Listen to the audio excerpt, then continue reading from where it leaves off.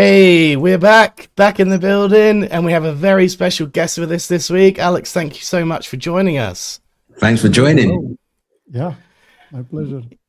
If you're not familiar with Alex, I don't know how, because he's basically been part of the CPP of like some of the AI companies as the first, as I discussed in a direct chat with him. So he's an OG of the space. He's on YouTube, he's on X, he's everywhere you basically should be following content. And yeah, really awesome that you're joining us this week. We're going to watch some of your videos, and congrats on the recent one that you've launched with Sea Dance and stuff. That's so fun. I love that you added yourself as well as a character. This is just such a great way to integrate it. Yeah, Andrew has no idea about this, and this is kind of the point of the show. It's he's got a live reaction, and I purposely hold things back from him so that you can get a true reaction on stream. And it's really, really fun. We've got loads of people tuning in from all around the world. I usually kick off the show by saying, if you're new here, let us know whereabouts in the world you're tuning in from and what your interest in generative AI is, what sort of fields you're working in. I can see lots of the OGs tuning in straight away. We've got Lara, we've got Martin, we've got lots of people coming through to YouTube. Let's see if the LinkedIn link is working. Andrew, have you seen the LinkedIn link working? I'm not quite sure. Jump on LinkedIn now. Let's see. Usually we get a notification. Nothing's there. Typical YouTube. I've got little green ticks in the top right-hand corner, so that's usually a good sign. But I can't see any LinkedIn commenters yet, so that's not a good sign. But yeah, maybe they're going to come in throughout the show. Should be another really, really fun one. Hey, there we go. LinkedIn commenter. Thank you so much. That confirms we are live through LinkedIn as well. It's a multi-stream this week. Alex has hooked it up as well, streaming through his YouTube as well, which is super cool that we can do this. I've been arguing with our little WhatsApp group that these live shows are actually the format we should really focus on this year, because so much of our feeds is just going to become generative AI in every other domain. You know, organic posts, ads, all of it really. And live streaming and this sort of like live interaction with a live community and featuring your comments on the stream and stuff is going to become something we seek, I think, in this abundance of AI that we're about to enter into. Sea Dance is really going to up the game though. That's what we've been talking about the last few weeks, Alex. It's just like the quality level that is now provided by the tools that we've got. Obviously, it's not on a full roll out yet, and I believe USA and other people have still not got direct access, but it has been rolled out to large parts of Europe now and other parts of the world as well. So more and more people essentially are getting access to these cutting edge tools, which we've been very fortunate to be part of the CPP, and obviously you were the first member of the CPP, I think you told me, which is literally OG status right there, like kicking it off. Like, how did that even happen? Like, how did you encourage them into a CPP, or what was the step there? At that point, there was wow, that's crazy. They contacted me to, I don't know, try it out, and I was like, sure. It was, I think, 1.5 years ago when the platform launched or something, and it was very early.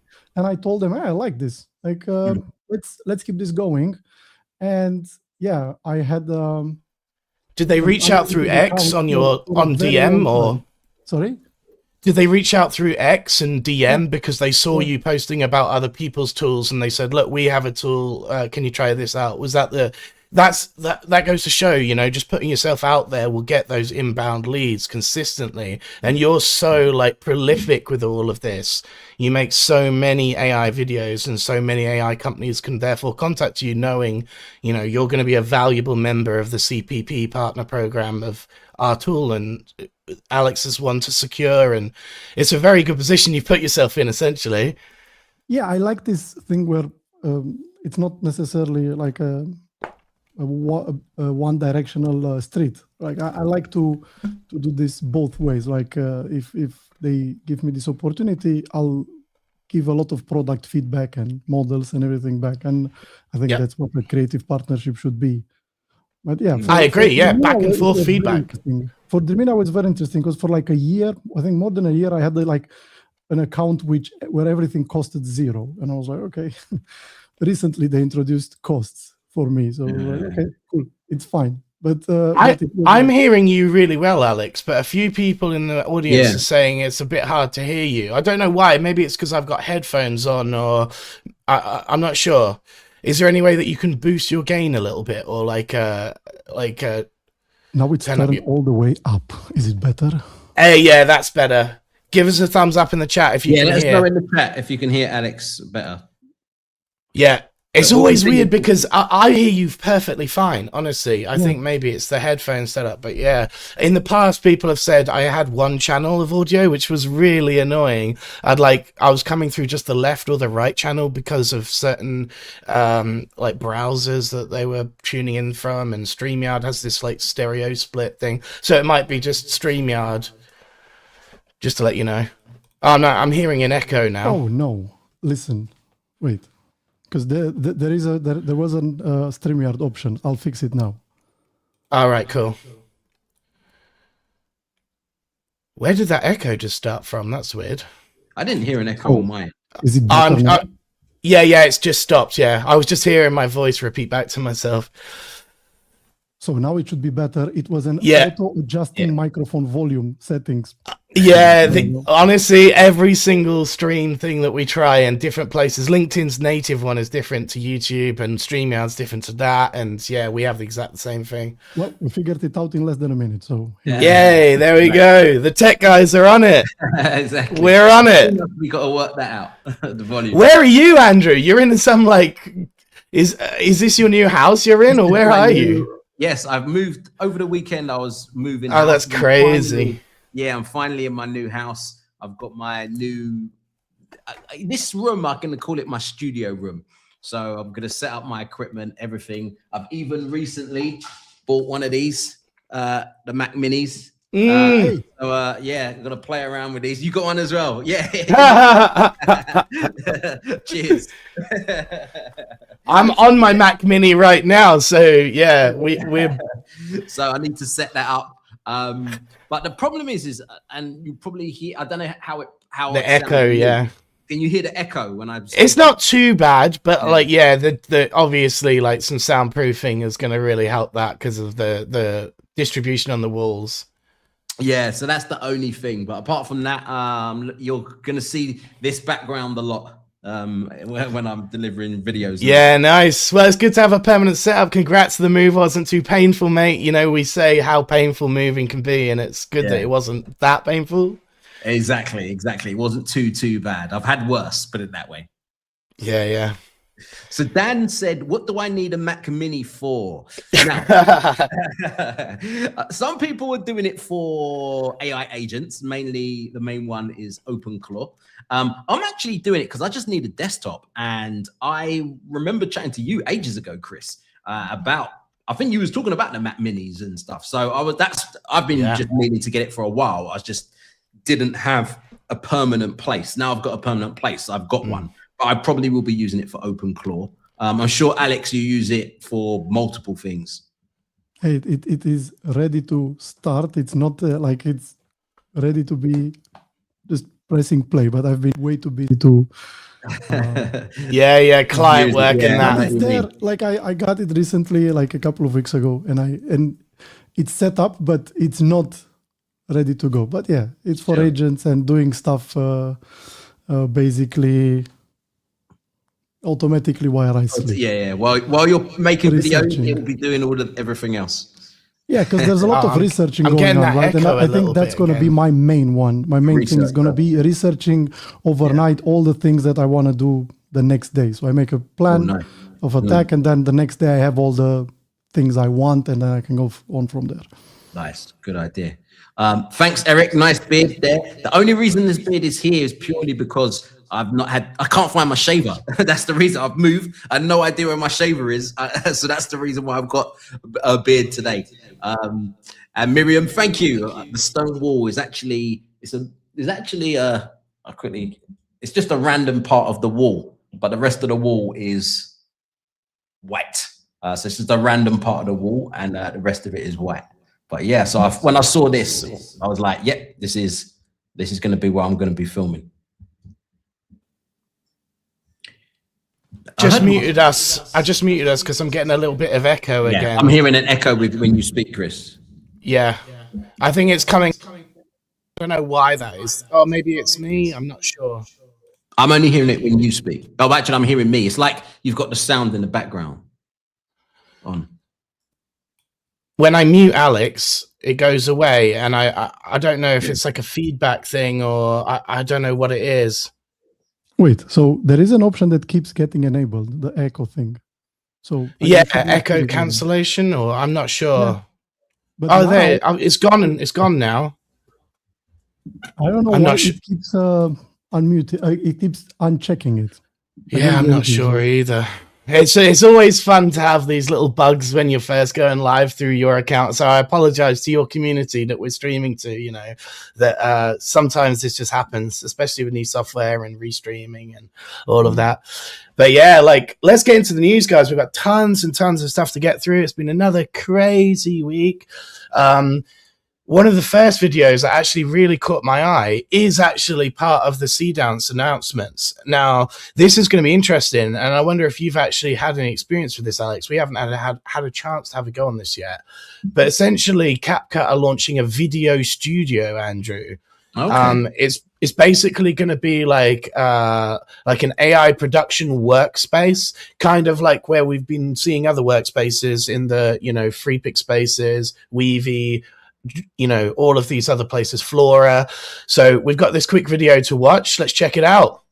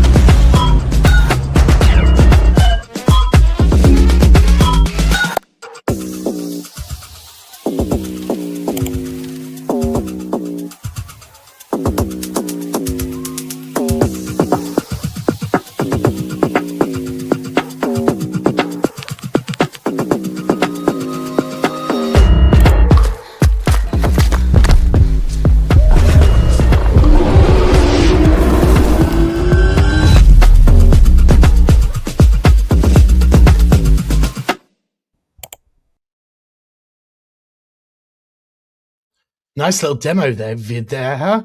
Nicely put together for sure. And just interesting that in general that they're going to be launching this studio, because it looks familiar and it looks like quite a few of the other ones we've been watching, but it could become a powerhouse essentially.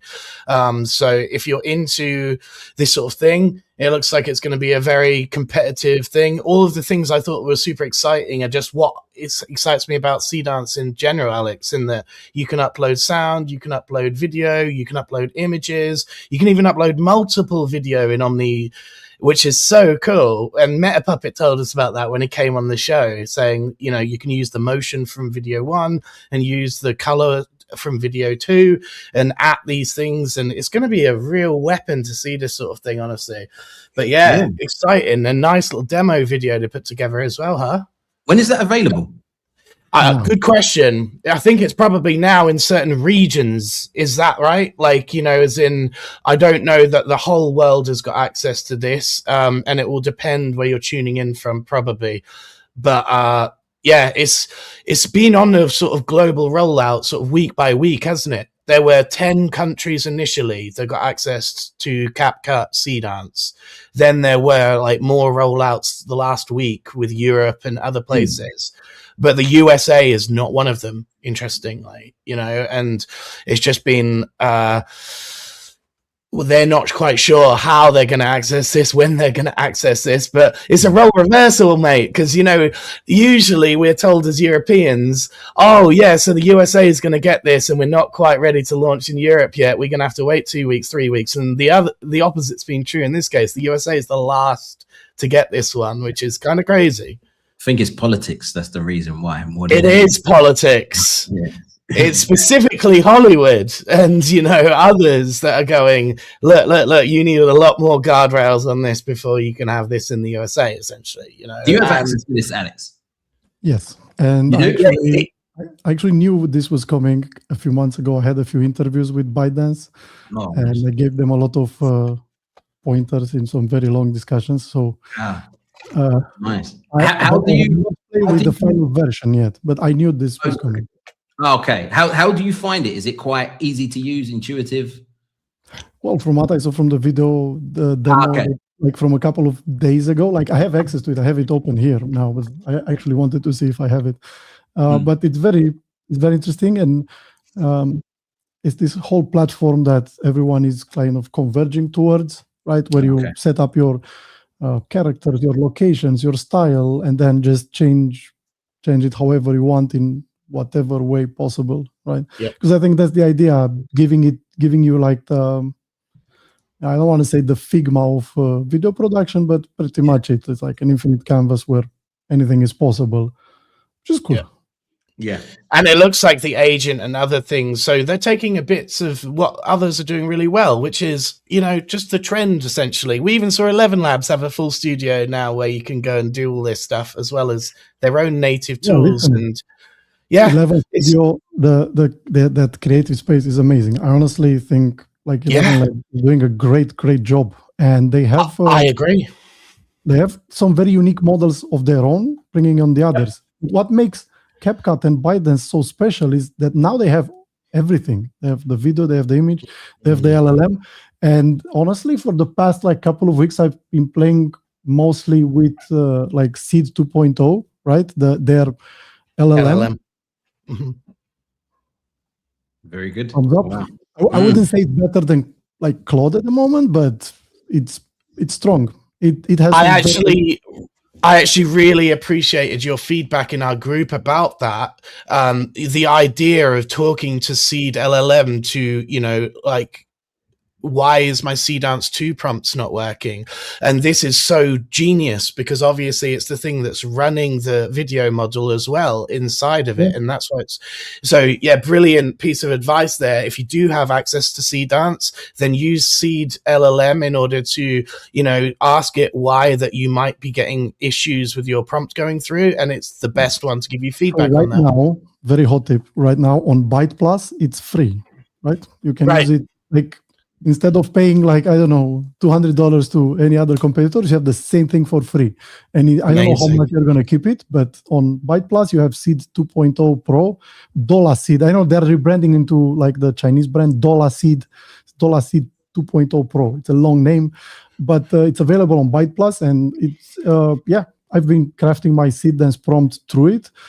Very smart. And since then, I've had maybe, let's say, under 2% maybe of prompts blocked because it knows what, and it actually explains to you very well, like, oh yeah, this was causing it. Like, I'm going to give you a quick example. I had something like, I wanted a scene in my latest video where I'm being chased by a T-Rex, and it was just not running through. I was like, what's going on? I kept reading the prompt. I was like, there's nothing here. It's just me in a tuxedo running away from a T-Rex. And Seed 2.0 Pro told me that the model considers a human being chased by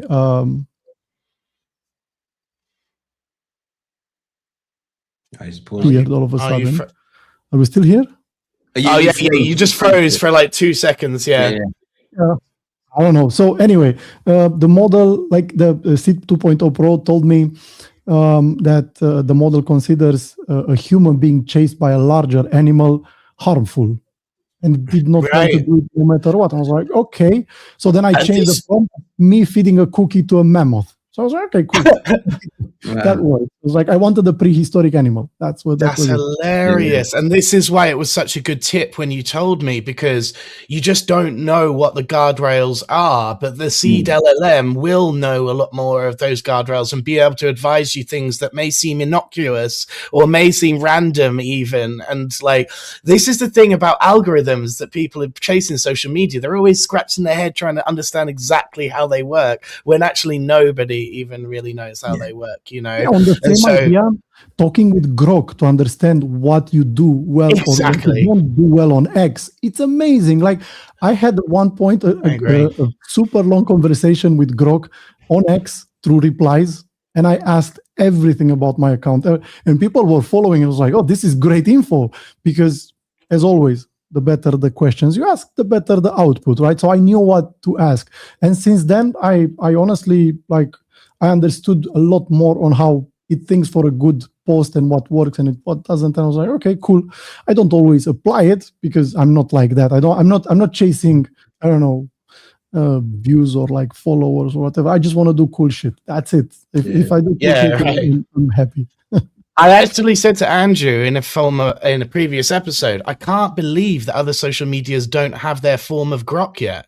You know, like how they all own AI companies too. You know, Meta has their own AI, like everyone, LinkedIn has their own AI, but nobody except for X and Grok have actually integrated these two things directly to make it useful into one another. And I don't know if that's because of backlash or whether or not, you know, they think it can be abused in some way or Let's really pretty ruthless in the beginning, right? Grok was like very rough, but they limited a couple of weeks ago. They limited to only Premium Plus subscribers that can reply. So, really? Yeah. I heard about that. Oh, sorry, verified. Is it verified users? I think it's verified users. Right. Yeah, verified users. Yeah. But I think it's still quite surprising. Sorry, Andrew. What? Oh no, I was thinking. I think you have to pay now to get that blue tick. In X. You have to pay to subscribe to get verified, and then only verified users can use it because of the abuse.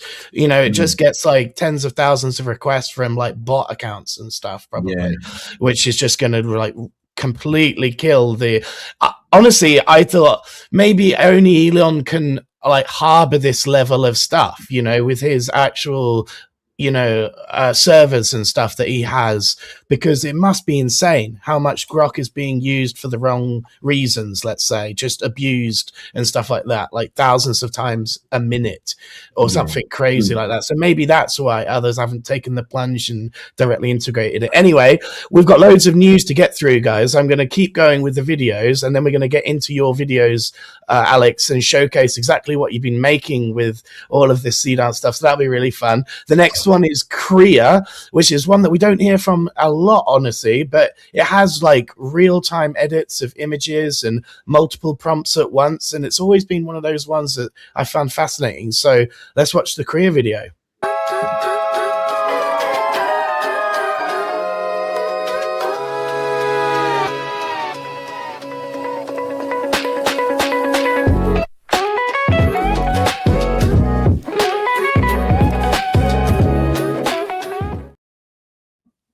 So just a simple little annotations thing. I'm seeing annotations and layers and other things being very popular at this stage at the moment. So it's kind of interesting, isn't it? Like Krea has always been one of those ones in the background, Andrew, that is just quietly building, you know, and they do really interesting. Have you dabbled a lot with Krea, Alex? Not as much. It's an interesting one, isn't it? I'm friends with, like, I could say I'm friends with the founders, and we've met in different circumstances, and I really like what they're doing. It's a bit different than anyone else, and they have an interesting like angle with this like whole real time thing, and but yeah, and they have their own models right now, and I think their big thing is like I encountered this not with one or two, but with multiple enterprises. They have a good enterprise plan where like companies actually use it like internally. So I think that's something, because it's very, I don't know, customizable. It's a very interesting proposition for artists. It's more of an artist platform than Freepik or Higgsfield or any others, I think. We've got someone here saying, I think of Krea as a platform for portraits. I didn't think to use it like this. And that is probably what many people do, is they pigeonhole it as one or two things they've seen it being able to do. You're right, Alex. I think the interesting thing that they do, though, is different experiences. Like you said, the live image rendering and it just feels different, like to Live other video people's. as well. Yeah, live video. It's really interesting. And then adding things like annotations, I'm sure, is feedback from their community about things they'd like to have. So that's a pro to them as well, that they're listening to the feedback and adding features that people are asking for. Layers is the thing everyone's asked for. And me and you are, big into music. So we're going to get into that later in the show, because if you want to stick around, the Krea founders are big into music as well. I know they are. I've heard that. I've heard that. And I think layers in music are genius. WAV stems are the best thing that we've had since LLM music came out. Like the ability to download the kick separately to the other instruments and then go into our DAWs, just like Premiere Pro for video or whatever. You go to Logic Pro and then you just layer up your things, and it's incredible. But yeah, on that side of things, honestly, I could go all day. It's just music LLMs are so far ahead in many regards to image and video, in that you can layer things instantly and take those stems and do whatever you want to remix them and remaster them and do all of that. But yeah, it seems the image is just now catching up, which is crazy to me. Yeah, I think that with Canva announced recently that they're adding layers to at Canva. Right. So I think that's going to be a big thing, because layers really, it kind of came, as you said, the music world, but also if you're a Photoshop user as well, if you're good on Photoshop. Yeah, PSD files, exactly. Canva, I do believe Canva is in such a good position, because when they acquired Leonardo, they made Leonardo AI their research lab, and JJ, with whom I worked a lot, the former CEO of Leonardo and the founder, is heading AI for Canva, right? So he's a brilliant guy. He was one of the OGs in AI, in the AI space, and he's a huge creative guy. I think he comes from a gaming background. And anyway, great guy all around, and he's heading this division, and they are doing amazing things at Canva. I see for my wife, because she's using it for her social media, and I'm like, how did you do that? I had no idea Canva launched this.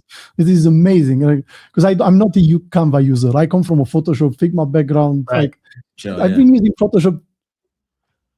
It's 2026. I've been using Photoshop for 30 years now. Wow. Yeah, I remember you saying. And the first time I used Photoshop. Damn. That's crazy, isn't it? It's crazy. It's an OG thing. And Paul would be the same. The producer in the back end of this show, he's been using it for as long as, everyone started with it. And it's kind of interesting that Canva came out of nowhere, really, for people that weren't Photoshop users, and became that simpler to use thing. But more and more AI, as you said, acquisitions. This year's going to be a battle, I tell you.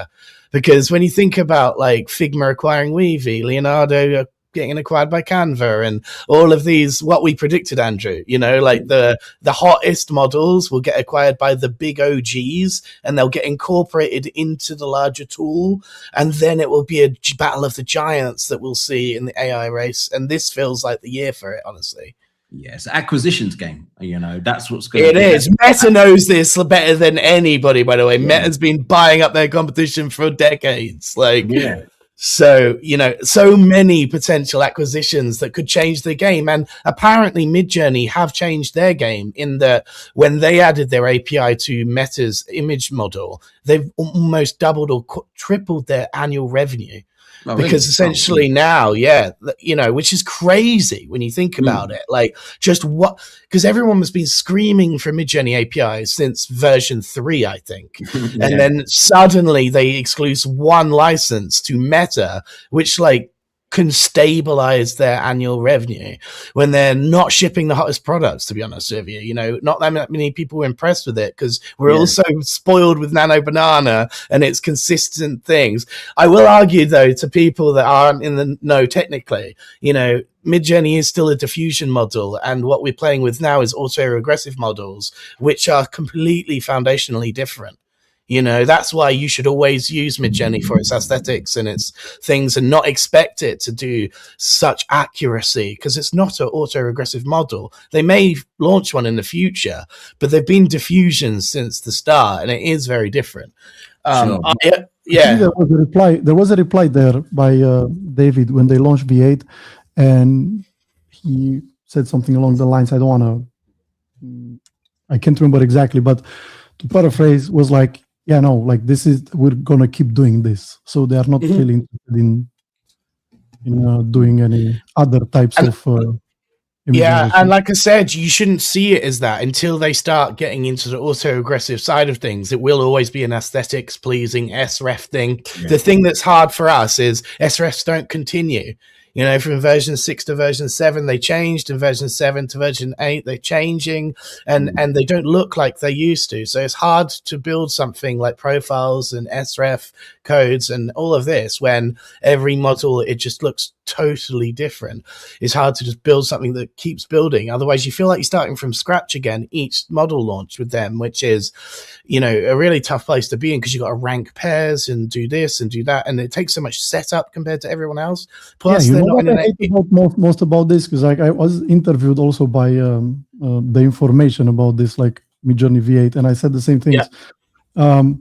I was like, listen, by the time I'm done with like all the testing and ranking and making the mood boards and models to see what works and what doesn't, my fast hours from my mega plan were almost out. And I was like, listen, I did your research until now. Like, what's this? And now I have to buy credits again, and then hopefully it works. I don't know, in that moment, plus paired with, the attitude towards influencers that criticize them, I went and canceled my plan for the first time since the beginning. And I honestly do not want to use any Midjourney onwards.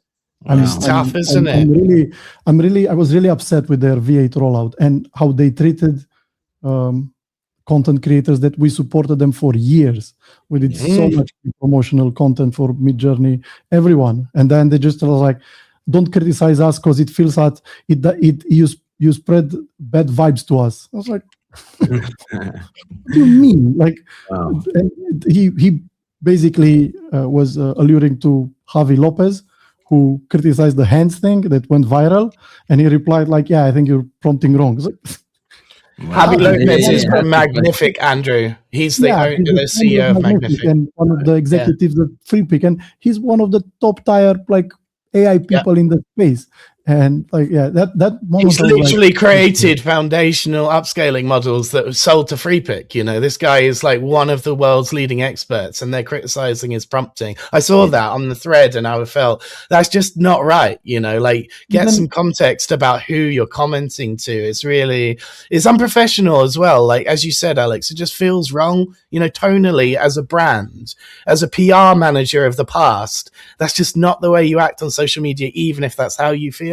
It comes off as childish, and among others, we were featured in Midjourney magazine in year 1. We had our things there. I had like a gallery in New York with my Midjourney artwork. I presented it as like Midjourney, and then I make one bad comment and goes like, don't. Why? Like, it's a stack of them. Look, I've still got a massive stack of the Midjourney magazines. I have them here as well. From version 1 as well. And you know what? Just before we go on to the next news piece, I will say lots of the people watching, like Eric and Glenn and others that I've now met in person, we all actually discovered that Midjourney version 4 was our magic moment. The moment that we first were like, wow, this AI thing is going to change the world. We all had that nostalgic moment that now David and others are not realizing how customers are dropping like flies that had that magical moment with Midjourney. Like version 3 and 4 was so special to so many people. They saw the potential for all of this, and they've gone to launch massive YouTube channels, and now you're losing them as someone that's going to talk about them publicly. Even Tim from Theoretically Media, who's in our group, said, guys, I can't believe how low the views are on my latest Midjourney version 8 YouTube thing, because just nobody's looking for this anymore, because they're just falling off. And so with no API, this attitude publicly. You know, we really do, hopefully, the Midjourney have a change of attitude. Anyway, let's keep going with the news, and then we're going to watch some of Alex's pieces.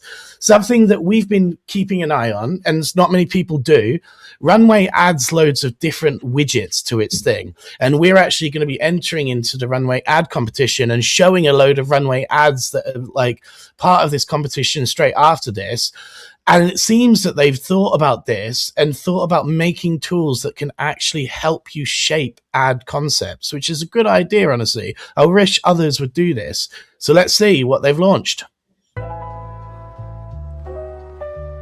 Last week, we announced the big ad contest for products that don't exist.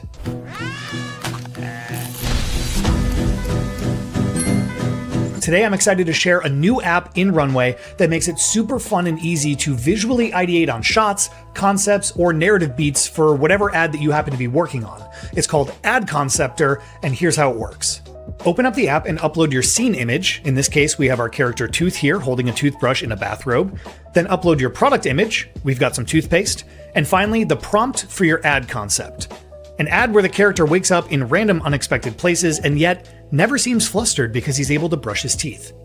Now click the generate button, and when it's done, you'll have 3 beautiful image grids that visually represent your story. These grids are an amazing way to find new ideas for narrative beats, shot compositions, and unexpected moments. To extract any image from the grid, drop the full grid image into the Image tool, select Nano Banana Pro, and prompt to upscale a specific image within the grid.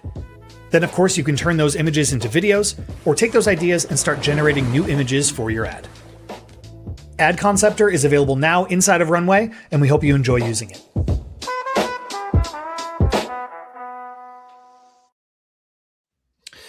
So I actually had to go on the Door Labs version of this because the Door brothers came onto the show a few months ago, Alex, and they actually launched Door Labs, which is their sort of tools that they do as well. And they had this grid creator thing as well, which is essentially drag in, you know, your hero image and then get like 9 gridded things that are potential to use. It's kind of like a slot machine if you think about it, because you're not quite sure what you're going to get. So it's kind of like a random creative slot machine, and that you keep pulling the slot until you see something that could inspire maybe a first or last frame in the ad concept that you're going to make. And then it shows that you're like upscaling this with Nano Banana. Now, you know, you don't necessarily need to do this through Runway's thing. It's just made it a lot easier for people instead of knowing advanced Nano Banana prompts in order to do this. Essentially, you can do this through Nano Banana itself. But they've given you this easy drop down, add your image widget type thing within Runway, which is a good idea if you ask me. I wish more people would create these easy apps that people can just go and use, because people are constantly asking us how to do this.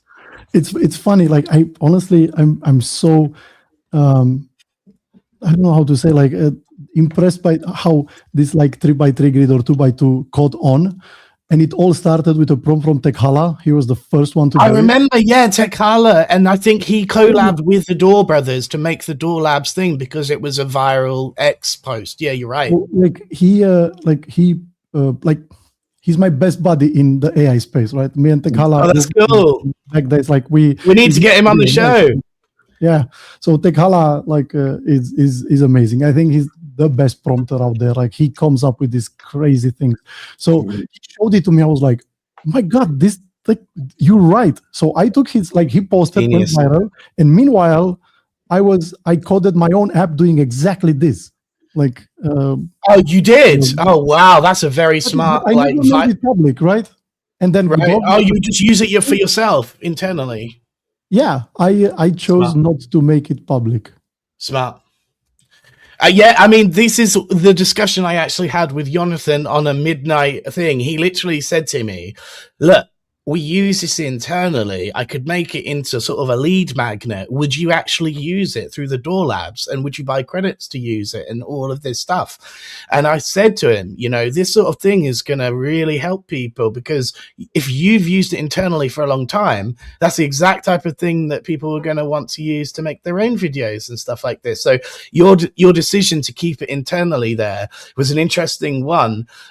And, you know, we've had several Weavy flows and other things where we're like, should we make this public? Like Rory does that all the time. Rory Flynn, you know, he just goes public with all of his stuff on the idea that the attention and the expertise he's showcasing through Weavy and their live streams will bring him in the leads that he wants and stuff, which is, you know, but you are just, you're so connected, like, as in, like, you were so OG in a lot of these. I know that you're working with a lot of these companies already, so perhaps you don't see it as that lead generation requirement. If you see what I said. No, like, you know what I did when I saw it, like, it's a very interesting tool. I just told the Higgsfield product team, I was like, guys, do something with this, because I use Higgsfield right. I was like, just do it, because I'm not like, what's the point of me doing a tool when you guys can implement it and it's already in my workflow? So I was like, hey, can we do something like this? So that's where what's next came from. Higgsfield scenes, angles, like they were all discussions along, like, with their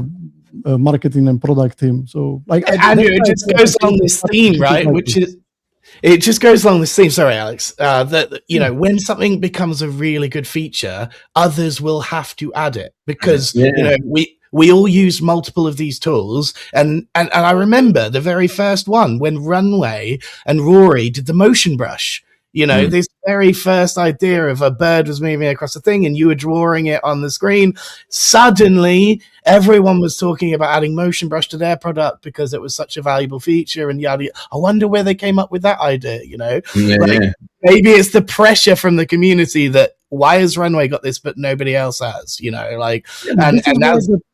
This is why the creative partnerships are so important, because like you keep these kinds of people close. And I keep reiterating this. I don't think there's anyone out there that's prompting more than the AI community on X. Like, because we post multiple times a day, different things, innovative. Like I told Higgsfield as well. I was like, you guys are amazing at prompting, but I don't think you guys like prompt as much as we do. Like, honestly, their videos are amazing, and I know their team. Jesus, like those videos that they do, sometimes I'm like, okay, that was a lot of work to get like one of those like 10-minute shorts done. Like that Arena, what was Arena something, a 10-minute short that they did. I was like, okay, that's amazing. That's. But we try so many new things every day, because that's what I don't know. That's what a content creator does in the AI space. Find new ways of how you can use. Like right now, I'm extremely obsessed with LTX. Like, it's my number one obsession. Like LTX audio to video, and LTX, like finding how can you do it locally, everything. It's amazing. And I've done some things I was like, wow, it's... You and theoretically Media Tim share that in common then, because he got me to download it as well locally, Andrew, and have a play around with these open source models. I told you they're catching up, mate. These open source models are extremely close, like way closer than people think. LTX Studio, LTX models, it's like fascinating. Like, you can get 1080p, you can get, you know, you can, you can. Yes. It's gonna be really competitive this year, from both big companies pushing, new startups pushing, but also open source catching up. We've got your first video ready to go, Alex. I'm excited. For people that don't know you, you know, we got a lot of our LinkedIn audience and YouTube audience that may not have seen this stuff, and Andrew has not seen this as well. So real reactions from the community and from the co-hosts. First one we're going to be watching is, but AI will never be able to do this. Do you want to give us any context to this video, or do you want us to watch the video raw and then you can give some context after? One thing. It's a summary of all my comments on X, on LinkedIn, on Instagram, or whatever. It's a summary of what people told me, and I was like, okay, let's put it into a video. That's brilliant. We saw Simon Mayer's one that was Instagram comments as well the other week, which was genius. So I love that setup. Let's watch it. These damn AI video generators. They think they know everything, but they can't even get a simple human joint right. You see this? This is the real thing. AI can't render this. The problem with these machines is that they lack spatial awareness. They don't understand how a body occupies a space. Algorithms completely fail to grasp the sacred geometry and proportions of the human form. I mean, look at this crap. Used to need a guy in a mask to make a monster. Now, Some code monkey types a prompt, and you get this digital Frankenstein. It's horrific, isn't it? They lack the solid structure of human bones and joints. The funny thing about synthetic video, it's always the hands and faces that give it away. Ah, forget about it. These AI guys, they think they can just copy and paste a real guy's anatomy, but they don't get it. Algorithms simply cannot capture the charming, natural imperfections of a genuine human smile. It's a damn shame, you know? You ever notice that? Everything's getting so fake. I'm not sure I like it. The manager says it's the future of service. But where's the artisanal charm, the human touch? It's strange, isn't it? Anything can be faked. Any face, any event. Visual truth is obsolete. Oh, that's interesting. How so? They can make you say anything now. Anything. But it's not real. It's not a game anymore. They're fabricating entire battles. It's like they've never even heard of a reaction shot. Tell me about it. They think action means just shaking the camera and cutting every 2 seconds. And the framing, it's always a garbled mess. You can't tell who's hitting who. I trust a toddler with a crayon more than this thing. Cheers! I think it's beautiful. It's like the AI is trying to understand humanity, but it's just glitchy. It's like a soul trying to get out. There must be something real, isn't there? The only thing that's real is that they're winning. Do you think these memories can ever truly have a soul? Wait, so if this is a prompt, then what are we? We're not even having a conversation. We're just lines in a prompt. And if the prompt defines us, then our identity is just a simulation of a simulation. Algorithmic art is just the latest bourgeois scam, churning out soulless garbage for the masses.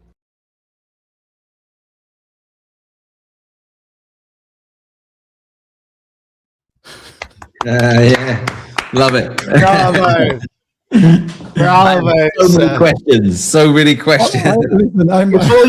Before you get into your questions, I want to just make a comment. I can see Andrew when he's in the green room, when we're behind the scenes, and he was beaming throughout that entire video, Alex. And this is why we do the raw reaction, so that he's not seen this, because he was literally smiling through that entire thing. So you kept his attention, you kept him smiling. It's brilliant, mate. Anyway, Andrew, you go to town on your questions. First off, there's a really good question by Ziggurat, and it said, I don't think that AI haters have knowledge to understand the irony of this piece, which is a really exactly. I think exactly that. Yeah, so before I even get into my question, let's ask this question from the audience. So brilliant. How long did it take to produce and how many credits?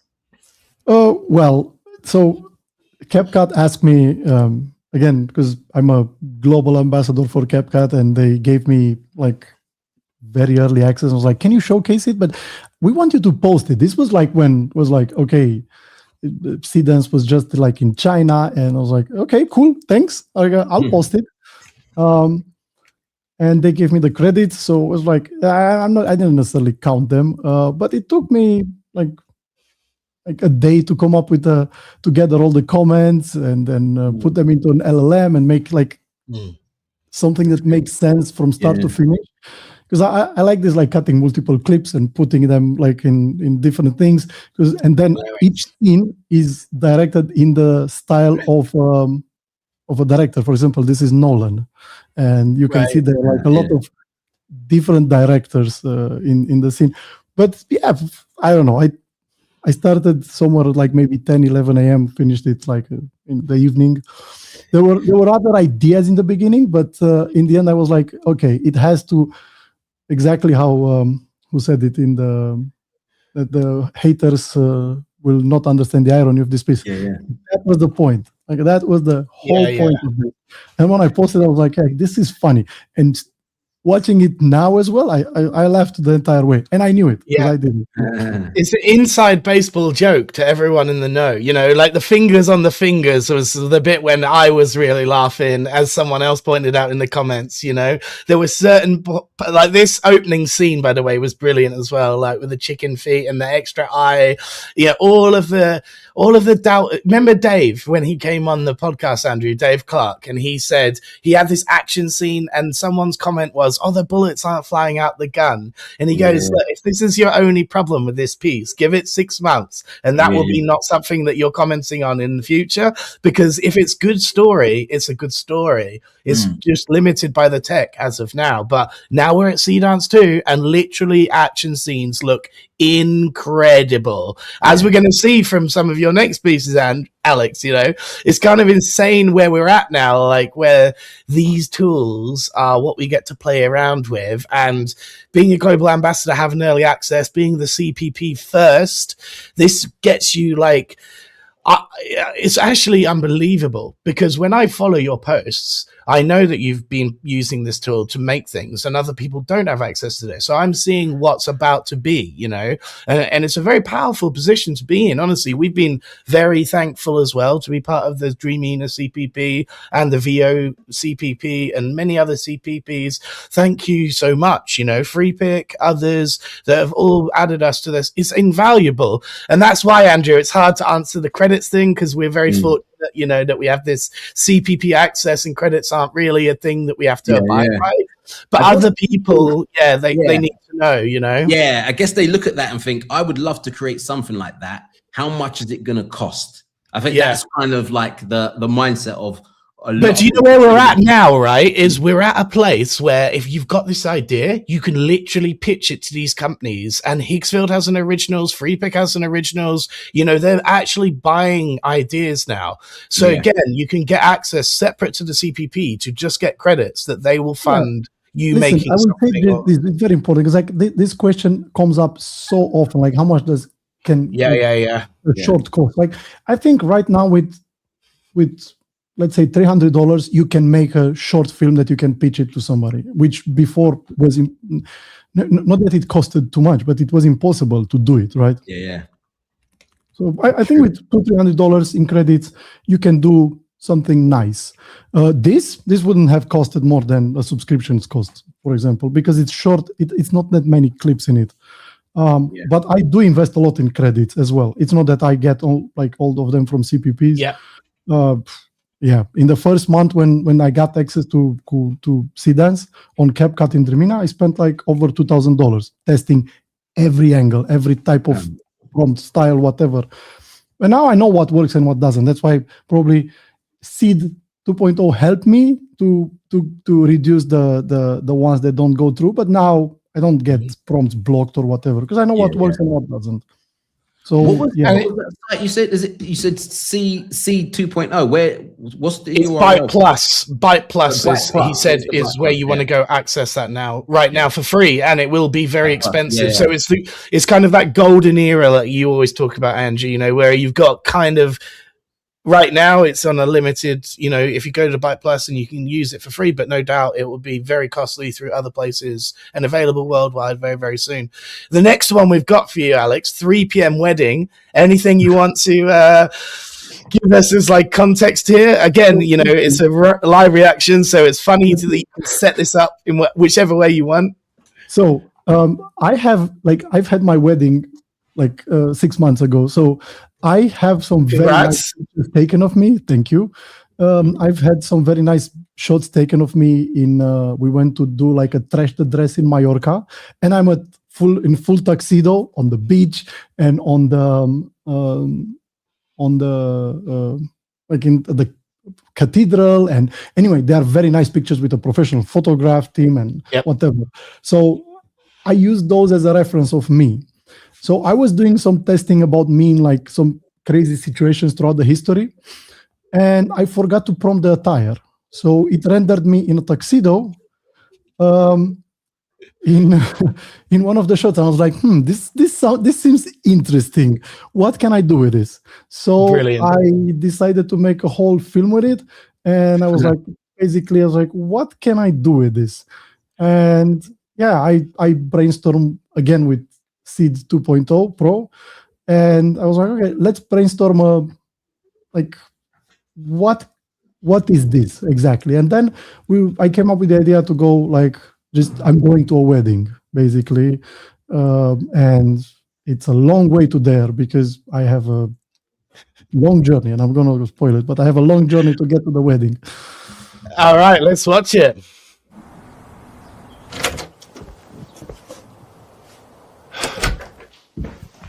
Hello, Zen. I'll be back soon.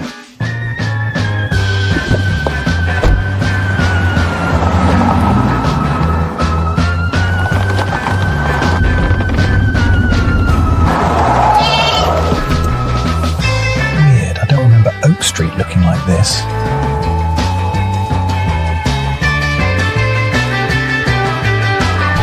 Oh, for Christ's sake. This is definitely not Oak Street. All right, fine. Might as well start, I suppose. Go on, then.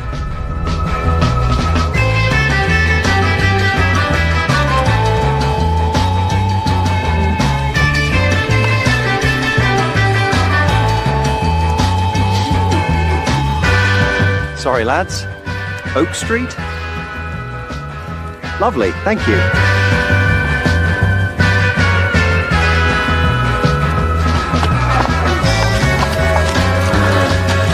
Terribly sorry, is Oak Street much further on from here? 2 days walk. Keep the sun on your left. Oh, great, thank you. Good luck with the rocks.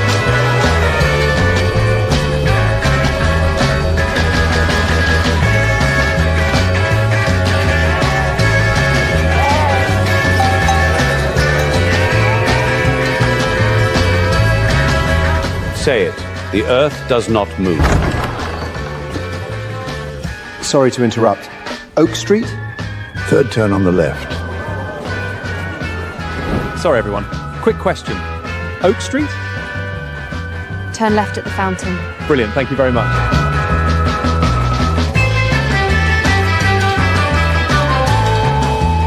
Needs another coat, that, mate. Bit patchy up there. Oh, sorry, mate. That looked like it hurt. Oak Street. Follow the lane. Quarter mile on. Lovely. Cheers.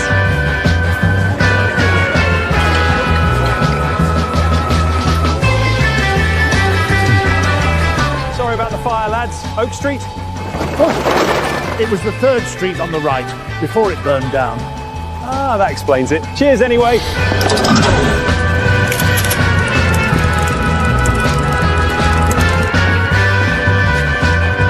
Sorry. Oak Street.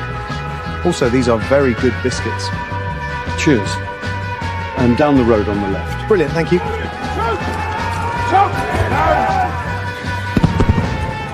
Sorry. Oak Street? Google Maps is being useless. Follow the ridge. It's on the far side of the hill. Brilliant. Thank you very much.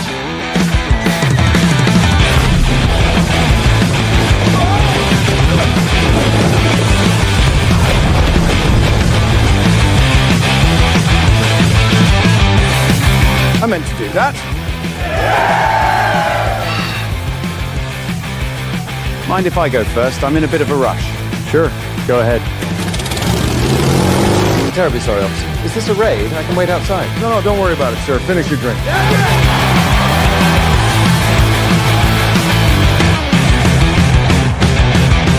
Terribly sorry to interrupt. Oak Street? Gate 7. Turn left outside the stadium. Brilliant, thank you.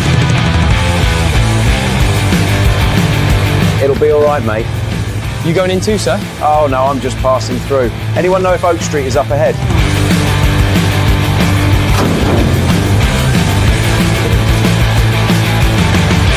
Sorry, lads. Quick question. Oak Street? Keep going up the beach, past the seawall. Brilliant, thank you very much. Sorry, lads. Who wanted milk?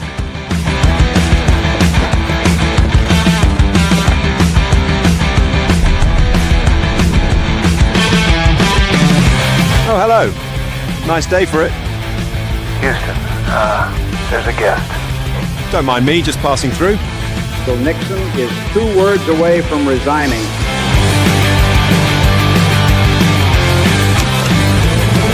Sorry, lads. Oak Street. Google Maps is completely knackered.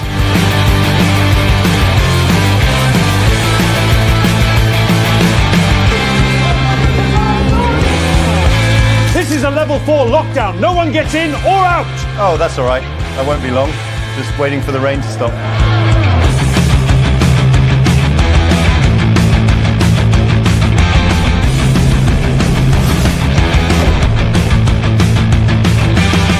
so sorry. I think you picked up the wrong person.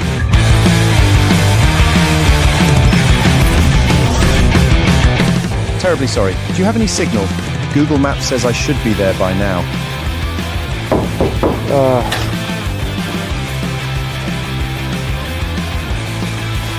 Terribly sorry. Oak Street, I appear to have taken a wrong turn. Yeah, mate, it's the next garage along. Very sorry about this. No trouble at all, thank you. Who are you? Oh, sorry, the door was open. Lovely drive so far, though.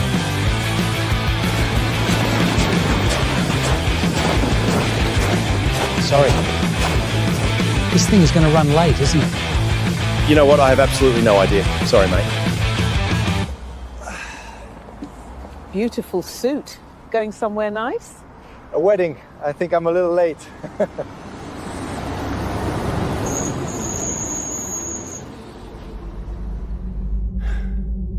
You're still here. Almost there, I think. I'm sure it's just around the next corner.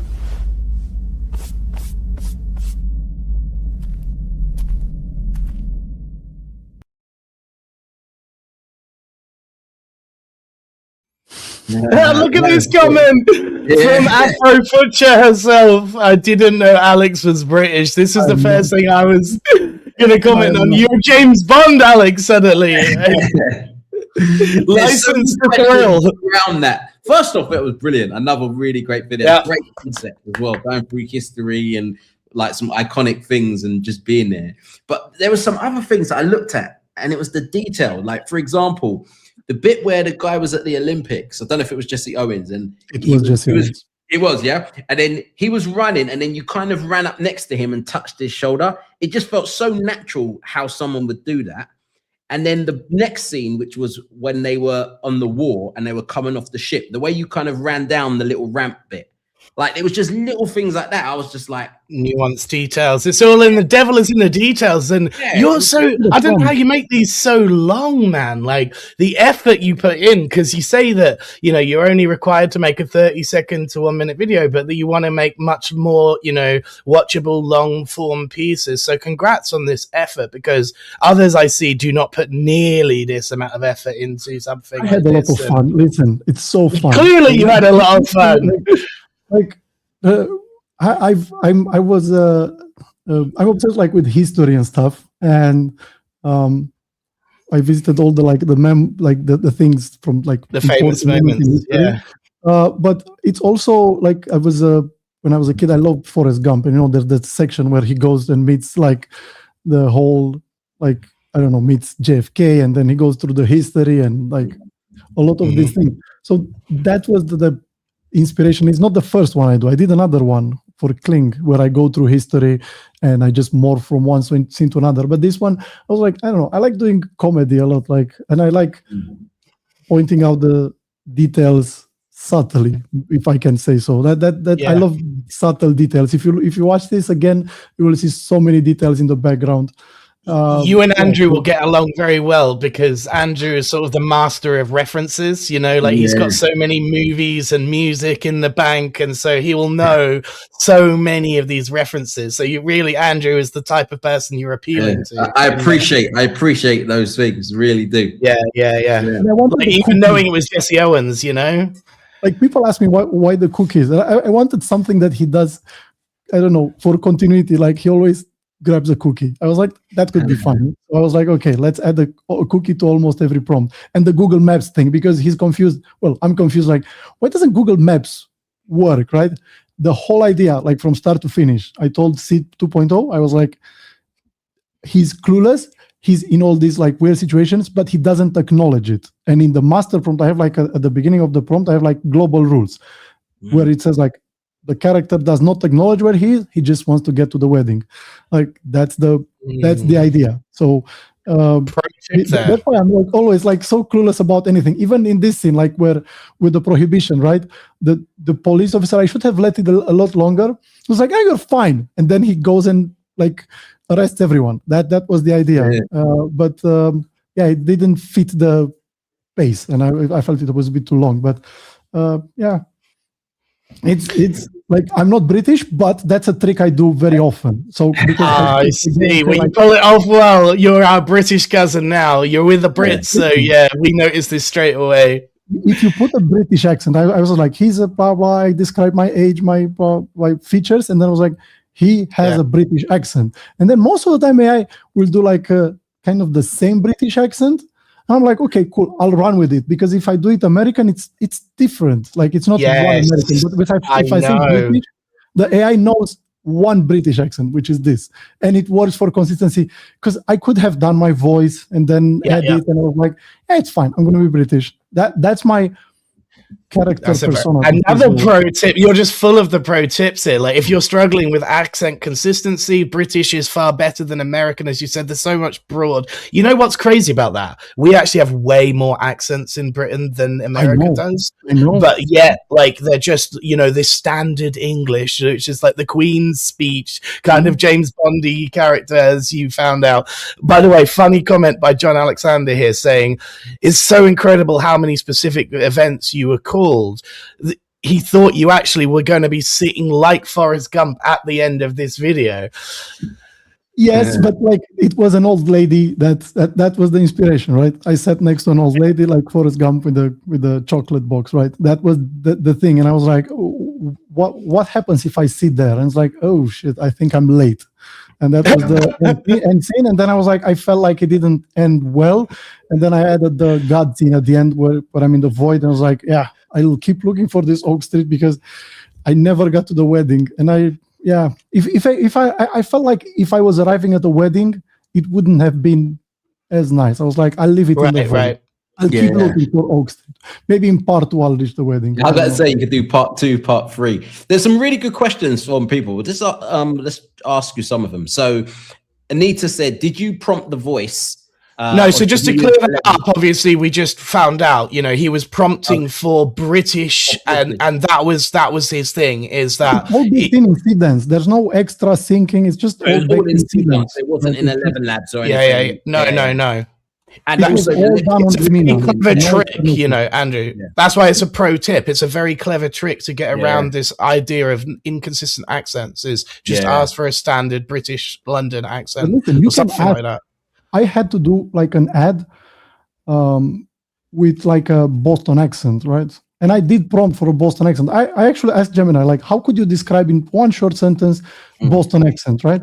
And I did put it in each prompt where the character spoke, and it was a Boston accent. Like I just described the accent, and the LLM will kind of attach a voice to a face. It's not ideal, but you can give it in Seedance. You can give it an audio and says like the character speaks like this, and then you add the element and it works. But it was an extra step. I was like, it's fine. It would have taken double the time probably to do that. Yeah, and I don't want it worked again. Online, I'm a character. That's the character. It really did work. It's not necessarily me. It really did work. And right before the show, Andrew, just to give you some like insight, right? I asked Alex, do you want to show anything other than this latest piece, which we're going to watch next, which is his Seedance full thing that he's done. And those were the 2 videos that came to mind, So that's how prolific this guy is that he's just got so many videos, even with Seedance, that he's able to supply like we've had a full segment of the show just watching his Seedance videos. Someone also said a bit earlier, where can we watch these videos? X. YouTube. Yeah. How can we find you on YouTube? Oh, yeah, add your handle if you can. We're streaming through it right now, but if you're not subscribed, then add it to the comments and we'll feature it on the screen so that people can go subscribe over there. There we go. So go straight over to there, guys. We're restreaming through this live right now, so you'll literally see us there when you go subscribe to his channel live through there. But yeah, let's get into the next one. The first full short with Dramina AI Seedance 2.0. Do you want to give any more context to this? This is the video, basically. Which one is this? Isn't this one that we watched? It's this one, right? Oh, is it not? Right. Oh, so no, we just watched the 3 p.m. wedding, didn't we? Yeah, and that was it. I did something different. I don't know. I'm looking at the show notes. Maybe I've got totally mixed up, and I thought that we had another video to watch. This is the one. All right, that's the one. Well, there we go then. That's awesome. And like, yeah, like Andrew, he was only asked to do a 30-second piece, and then he ends up doing such like amazingly long things. It is kind of insane.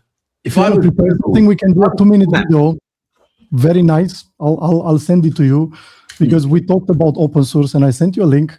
If we can do that, I would love to show that, because that thing you can do it locally, and it's I will send it to our producer so that he can download it whilst we're watching some ads, because the next section is going to be ads. As I said earlier in the show. Hey, Chris, 1 second. What I would say is that if I was Google Maps, I'll be speaking to you, Alex, because that is an ad that can run on TV. You just got to put 3 or 4 really strong like parts of history as like, and then it's just a great premise. Maps in 2 or 3 of them. That's a brilliant ad for Google. If I was, it is a genius premise. I'll think about it for a full maybe spec ad for that. Yeah, but you should pitch it to them. One more thing: the cat is mine. That's my real cat. His name is Zen. I used him as a reference. He was sleeping next to me. I took a picture, put him in the film exactly with the same stripes, perfectly preserved. And the second thing, the car as well. That's my car. Like it's full on, like, full references. So it's very real. The location, obviously not. I don't want to. I don't want to give up where I live. But I was like, hey, it's my suit, it's my car, it's my cat, it's everything. Love it. It's and the suit never got dirty as well. That's true James Bond style. You know, that's what I like. Listen, that's this whole thing, and I think like Chris said about this, like the full action scenes. I'm not really big into like fighting action scenes or whatever. I'm more like into, I don't know, laid back comedy. I feel like AI, we can do so much. Cool we stuff. need more of you, honestly. We need more, because so many people want to do this action scene, and for a long time we've been saying, please, can more people just do comedy or like ads and other things that are just not, you know, fight sequences essentially. Like, it's cool if that's part of it, but if that's the whole thing, we need more story than that, you know. We need more like, and that's why it's genius, like this whole idea of weaving in so many references like you do. Right, so you're an expert, so you're going to be just part of the show now if you want to carry on being part of the show for the next hour. We do a compliment sandwich sort of technique where we give something we like about the spec ads, something to work on, and, you know, finish out with something positive. That's generally Andrew's sort of spin on things, so that people, many of the people actually watching will be the ones that are actually submitting these ads and stuff. So some live feedback on some spec ads that are being worked on. Let's have a look. I think we're ready to go with a night spec ad. If we could launch that one in, Paul. Otherwise, oh no, maybe it's still coming. Maybe it's still coming.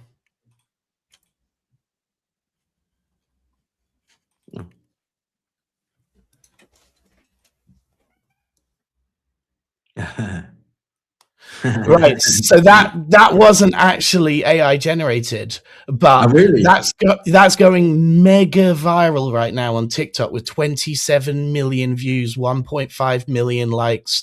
This is an individual freelancer that's just done a spec ad, Andrew. Now that could have easily been a C-dance prompt. Yeah, that's why I showed it as this part of the show. I just thought, genius premise, you know, random girls cutting off her hair, falls into the sink, looks like a night tick, just do it. You know, like I really like this idea of just putting ideas out there like that in the AI world and getting inspiration from others that are doing it in just traditional ways. But didn't that feel like it could have been an AI generated? It was AI generated.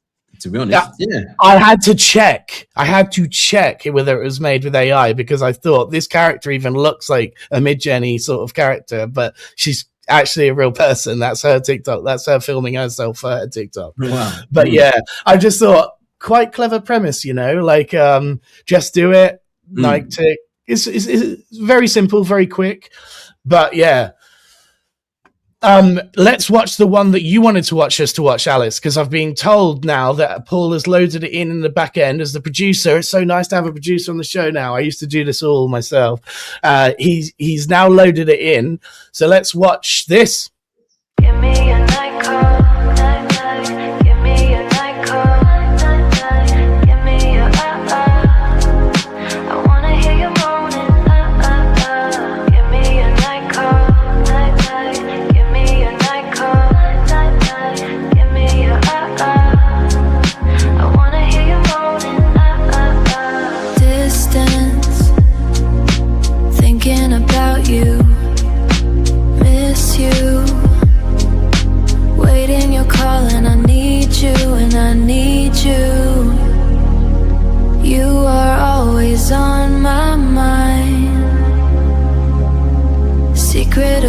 desires. You are mine. I am your crime.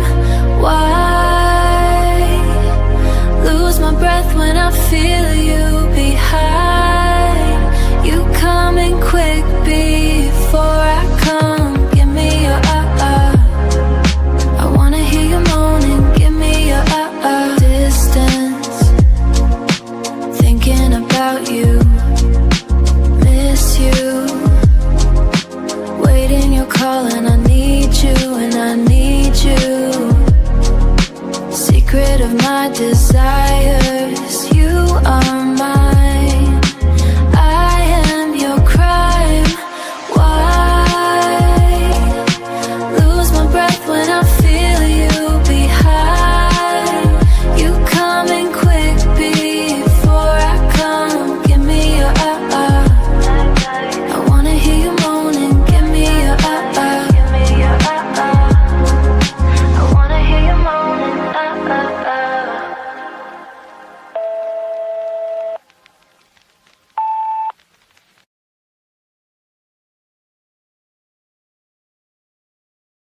So cool to see what open source can do now, huh? And we needed a musical interlude, so thanks for that, Alex. We've got some music coming up actually in some of the Runway spec ads that we're going to watch later in the show. A few things about this. So yeah, please. So the music, the song is the lyrics. Somebody sent me on X, like it's somebody with like 3 followers. I was like, okay, this is cool.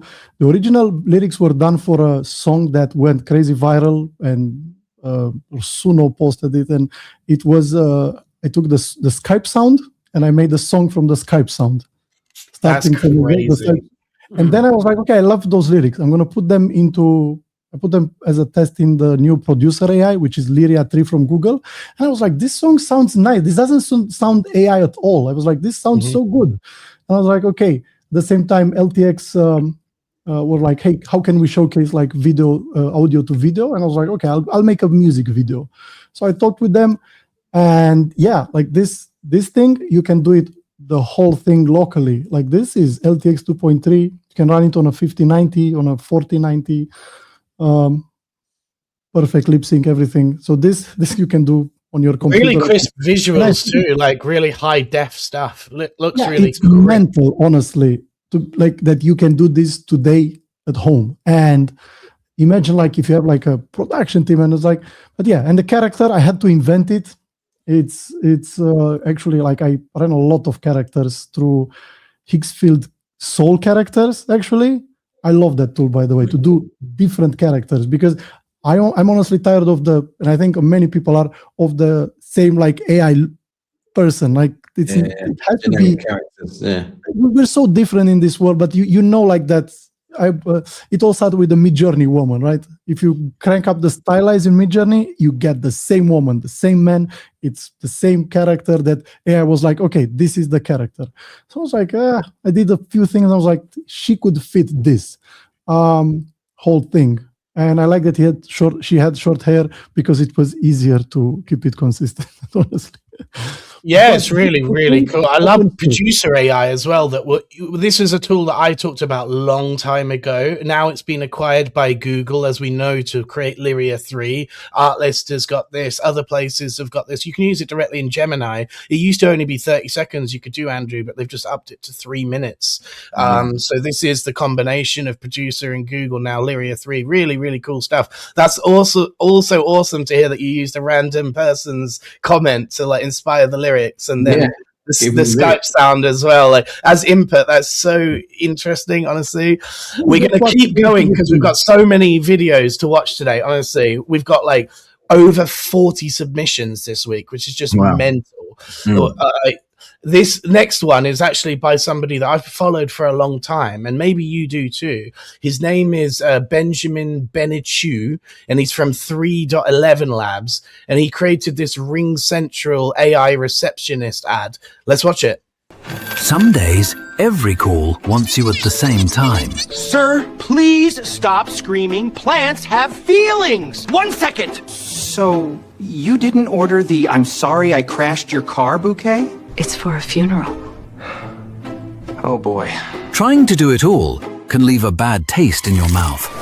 Hi, I'm RingCentral's AI receptionist. I've got your calls and orders covered. You don't need to be everywhere. You just need the right help. Here you go, guaranteed to outlast the guest of honor. Never miss another call with the magic of AI Receptionist.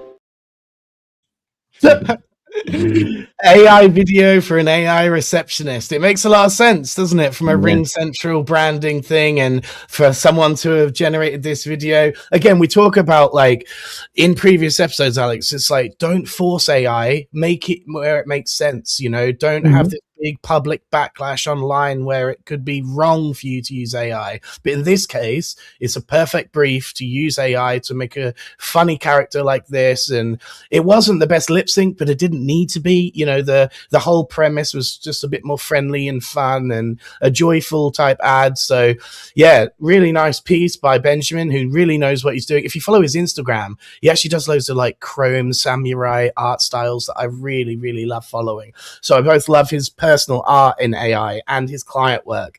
So it's one for the future of the show.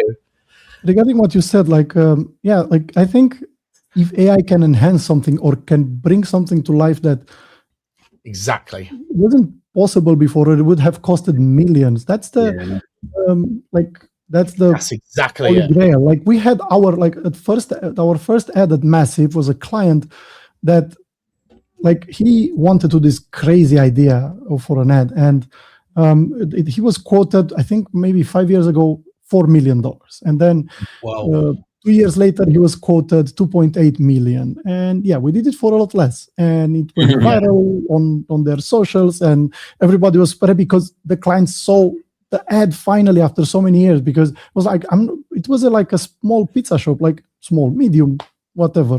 Like they didn't have the budget to make that happen.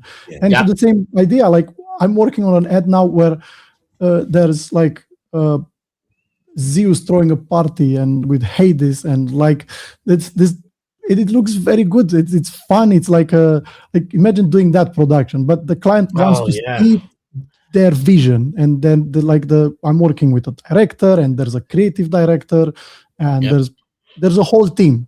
And that's the most important thing. We have like this thing going on, and it's great, and it's working. It's mixing traditional with AI, and we bring this crazy story between that's awesome, like mythical gods together, which is great. I can't wait to show that on the show in the future. When is that going to be public? Do you know, or is something in the background you're working on, obviously? But like, I don't know yet, but soon. Oh, that's really cool. Well, what we'll do then is we'll have you on again whenever you want to, and we'll do more of these showcases, because actually client work is very different, as you know, like to posting whatever we want to, you know, because what me and Paul always struggle with is, there's a load of people that can just, you know, prompt whatever they want, but given a client brief and other things like this, it's very different. It's a great segue though into our next video, because one of the best client brief answerers in the world right now is obviously Simon Mayer. Andrew's favorite, I think, is probably, he has launched Crafter, and now he has like a whole new thing where he's doing a browser plugin to be able to develop things his way, and he uses these in his everyday workflows. So kind of similar to what we watched earlier, in the, you know, you'd made this yourself, Alex, internally, that what thing we watched from the Runway ad thing, and he has developed a whole bunch of tools that he uses for his own stuff internally, but he's decided instead to sort of outsource these to the community at a paid thing, I believe. You know, it's not just free to access all of these, but we've got a lot of love for Simon. We're going to hopefully have him on the show. Let's watch what he's got. Thank you for coming in on short notice. I'll be direct. Your son was flagged by a teacher this morning. Flagged for what? I think it's best if I just show you. I want to warn you, what you're about to see is disturbing.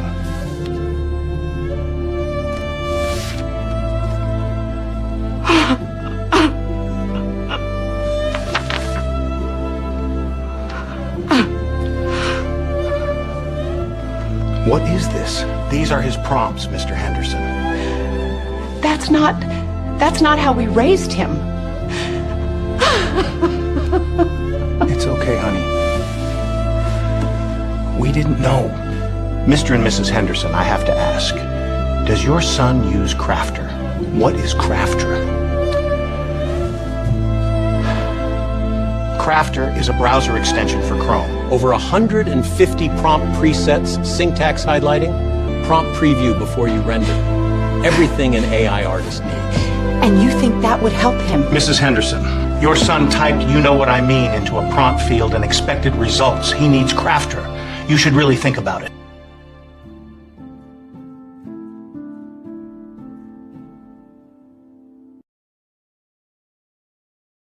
Of course, one of the best storytellers in the game, launching tools, makes a genius launch video for his own tools and stuff. Bravo, Simon. You are hilarious. And that was hilarious, you know, as like a promo for your launching of tools. Brilliant. And he's just had a baby, you know, congrats. I don't know how he's juggling all of this, honestly, like the ability to launch tools. He now has a studio. He's obviously doing these promo videos. It's crazy. He's as prolific as anyone in the game as well, which is just mad. Congrats to him, you know.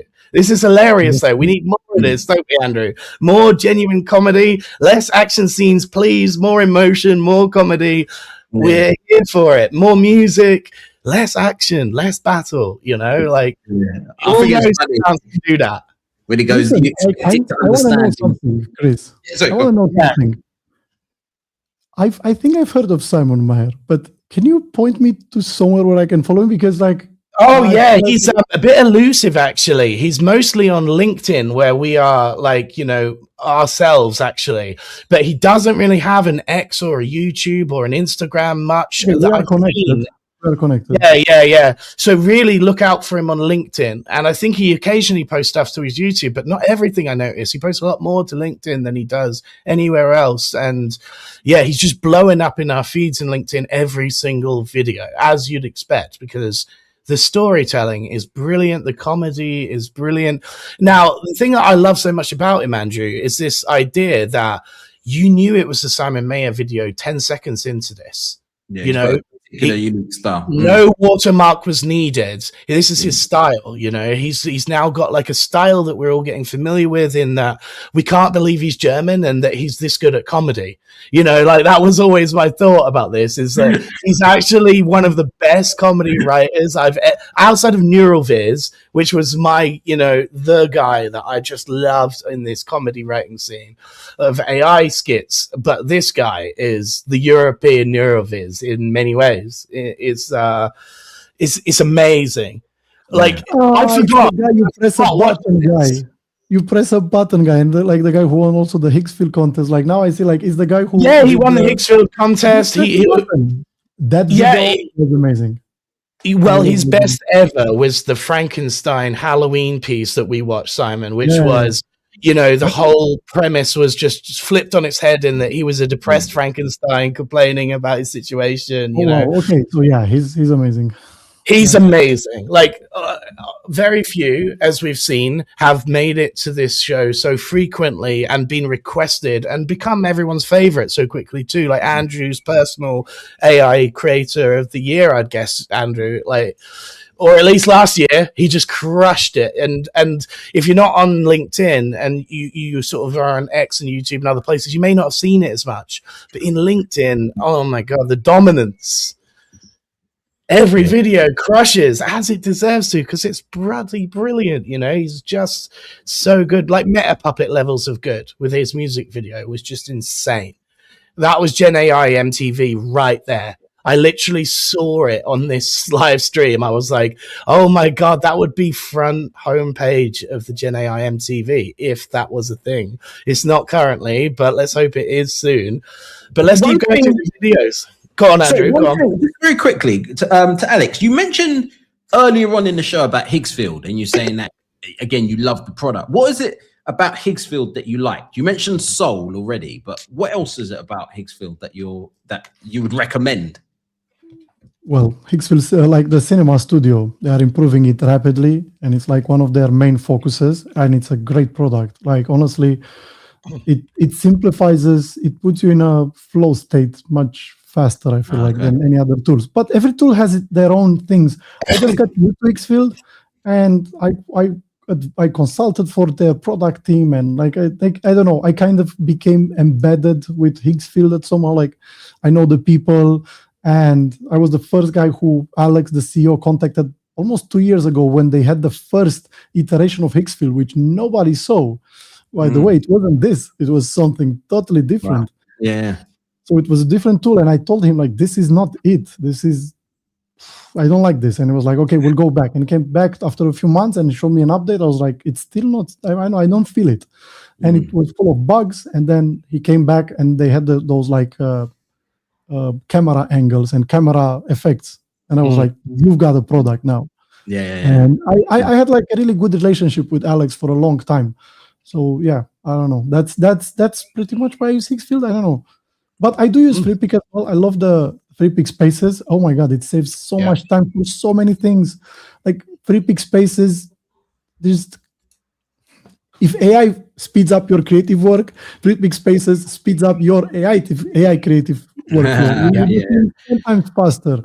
You just run a button, everything starts to generate, but you have to do your workflows. So I have a client where I have to repeat some things constantly and just to check on things and some like images and whatever. So I've made this whole work, like the workflows, and they just like keep flowing all the time.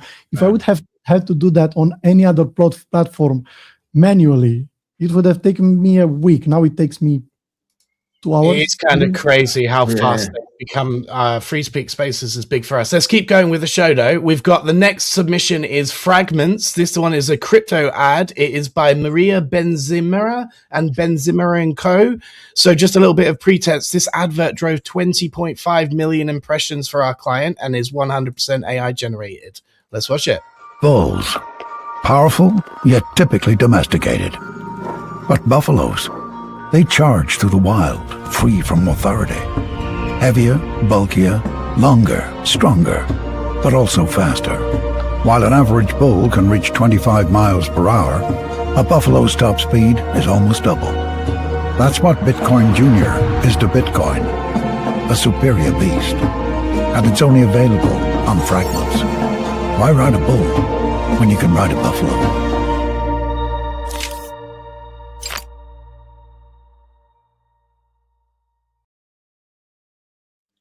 Again, a kind of simple premise, right? Like it wasn't something too difficult, but I think going back to what you said earlier, Alex, like if you had CGI or VFX things that were on the table that you just were like, this is going to cost too many millions, then those are the ideas that right now AI is a very good brief for, with this new capabilities for CGI, VFX, adding anamorphic characters or adding like stuff like this. It's all possible now.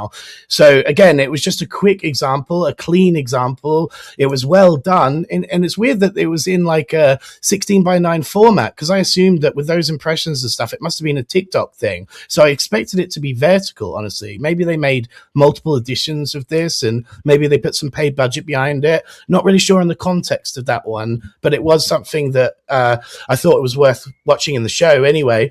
But yeah, now we've got loads that were submitted to us. So many of these are by people that are constantly watching the show. Good friend of the show is up first. Glenn, I hope you're watching. Glenn, get back in. This one is your Freedom for Animals piece. Let's watch it.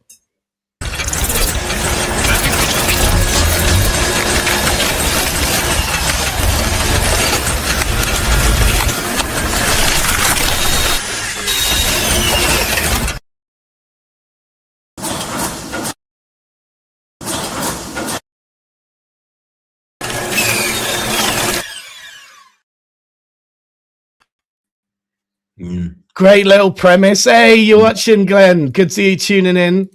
You've always got a space with us, and you're always raising great, awareness around subjects that are really needed. Again, I think this is more of a LinkedIn thing than the next thing, Alex, but we've got a little community that is always doing sort of spec ads for not-for-profits and like things that are animal cruelty related and all of these. There's quite a few of us that actually do these, and Glenn is one of the best of the best. And yeah, great showcase. I love that you did it in this sort of like cartoonishly, like over, it felt like Animal Farm or something, there's again many references. Like it was just, I loved it. Great piece. You know, keep making them. And it's not a real, this is real, not spec. Oh, that's awesome. Again, like one of the things that happened in the past, Alex, is we started this trend a long time ago that Glenn jumped onto that got made into official campaign, talking about the baton effect. So we had this idea to make like minifigures inside of plastic. So it was kind of like an action figure with all of the little things onto it. And Glenn saw this idea. It went viral everywhere on LinkedIn. And his was our favorite spin, because what he did was he did extinct animals and he just used the outline of the animals. So it was missing from the packaging, and this went mega viral again when we reshared this, and an actual charity reached out to make it an official campaign. So it went from our idea to Glenn's spec ad to a real campaign. Like it was the full experience of like just putting something out there as an idea, which you're so good at, and there's someone jumping on that, which was one of our best like live viewers, and then he made an official campaign. So this one is again like an idea that he sold in, and it's a real campaign. Awesome. Congrats, Glenn. You deserve it, mate. Eric too, watching. You know, we appreciate you day one guys that have been tuning in, and now you're getting real client work with AI. It's so awesome to see people graduating to do this stuff. It's really inspiring for others watching as well, no doubt. You can do this full time. You know, it could start as a hobby, and you could make it a full-time thing as a freelancer. You can join an agency that's specialist in doing it, like ours or like yours, Alex. You know, there's lots of us hiring. I've noticed, you know, people that are really into this at the moment that are able to do client work, which is very different to just making everyday prompts. So just practicing client work is a big thing that we would advise to the community. Don't just make whatever you want. Actually think of what a client could actually use in their campaign, and then put that out there, because it could become an official campaign like many of Glenn's have done. Anyway, yeah, something I want to say very shortly here, like when I don't know how many of you know about Dribble, right? Like the design site. And when Dribble launched in 2010, it was a huge frenzy for like invites. But I was fortunate to be at an event in London. I can't remember the name of the event, but it was something quite big. And the founder, Dan Siderholm, was there. So I asked for an invite. I was not necessarily like not known, but like I wasn't that, I don't know, into the community of graphic designers and web designers, apps, whatever. So it was 2010. App Store was coming up, and I went to him and asked for an invite. And I did so many apps on Dribble that were like, I don't know, like, let's say spec apps, right? Or like mobile apps. Nobody was designing iOS apps back then. Like it was very few people. And I did so many that, I don't know, apps that I wanted to see. And it got me so much client work, like for the next 10 years, just from building that profile with all those apps. Eventually, those apps turn into real projects, but like, yeah, it helped me so much. And it's the same thing in AI right now. Make a good example is PJ, right? PJ Ace. He did so many things that went crazy viral, and he invested so much time and resources into those. But it's a common theme amongst everyone we show. The Door Brothers, AI Candy, like all of them, they've done this, like build in public, like also put spec outs out in public. And, you know, some of the best are like, you know, using political satire or something that's very social commentary, like Door Brothers, to make the attention, because that's obviously going to be algorithmically favorable. But then others like Simon Mayer and PJ Ace and other people, they're just going, like I said, for the type of client work and the theme that they want. Because when you hire Simon Mayer now, you've got to be a brand that likes his type of comedy. You know, like you're now in the territory of, he's not just going to answer any brief. It needs to make sense to Simon Mayer, you know, which is a very, very favorable position to be in. When I'm in the same position right now. Like people come to that's exactly where you want to be, right? Because this gods, like God, mythological gods ad I'm making, it's funny. It's a comedy. It's your tone of voice. Exactly. You've secured your tone of voice. You want you. I was like, okay, cool. And that's the big takeaway, as if you're listening, like secure your tone of voice through consistency of your AI videos. You know, don't just make random things and post them because no one can understand your tone of voice. You need to be more thoughtful about the through line of what your videos actually are building towards. Anyway, let's keep going with the show. Another great viewer of our show, who was one of the best videos a few months ago, Danny Ratcliffe. This is his natural selection Land Rover spec ad. This feature film has an antelope family evading their natural predators on the plains of the Serengeti.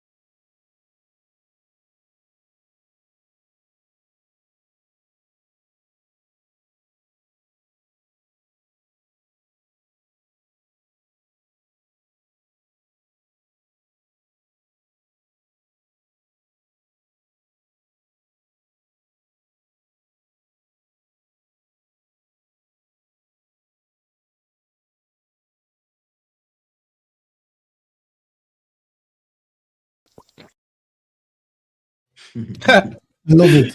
Amazing. Yeah, he's so good, isn't he? Like, we've got some really talented people that have been day one of watching this show. Honestly, Alex, it's amazing. We're a smaller community hoping to grow, but the idea is that the talent is unbelievable, and the standard of these videos now is absolutely ridiculous. 2 quick comments. I love the music choice, Danny. Yeah. And we're definitely going to get flagged on YouTube for watching this because it's a very famous song. I just realized that. So I both was like, yes, that's the perfect song. And oh no, this is going to flag us on YouTube at the same moment of watching that.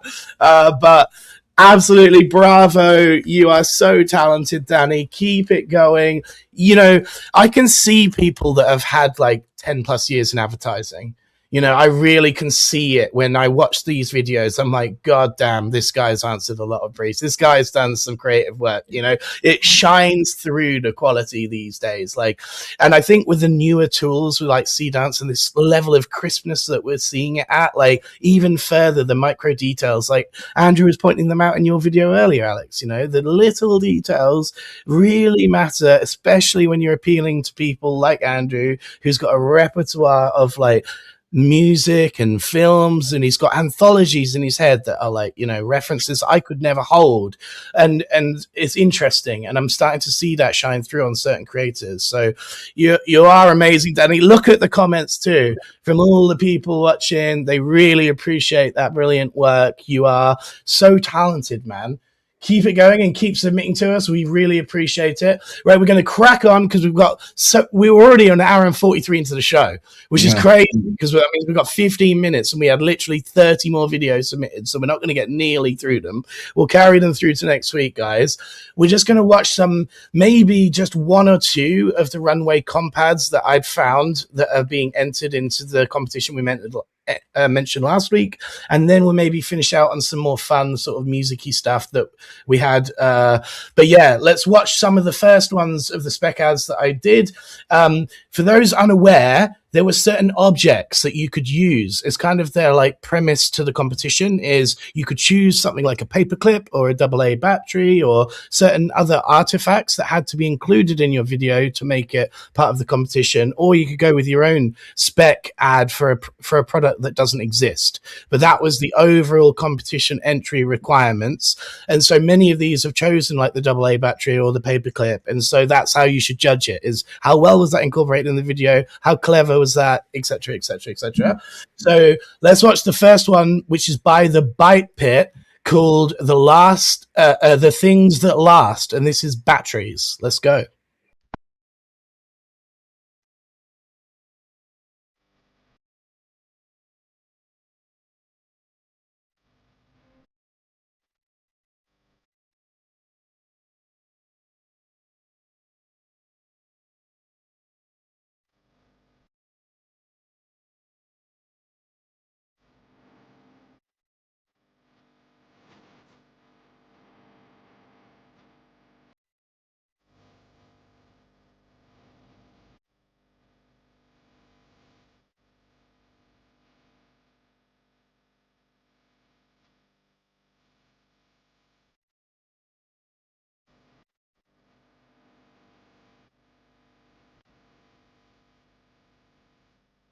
Everything changes, except what lasts. AA rechargeable. Nice use of it, and interesting choices, you know, because if you think about it creatively, you can choose dialogue, you can choose anything. They chose music and character consistency and interesting characters, you know, and then at the end they had a kind of like monologue of an advertisement about why the battery, etc., etc. But they were the creative choices made, and I think they were the right ones. In terms of the style was really the sort of a reason that I picked this one up. I really like the characters and the consistency of the characters. It's astonishing how like we expect this now, almost, you know, in that they look the same character from scene to scene, and that's what the standard we should really be aiming for now. So congrats, that was a really, really nice pick. What were your guys' thoughts on that one before we rapid fire through these at the end of the show? Alex, you want to go first? Yeah, sure. Like I loved it. It's so simple, and I love the characters. I think the characters make it very memorable. Yeah, I like and also the father looks like the son. It's very like I noticed that too.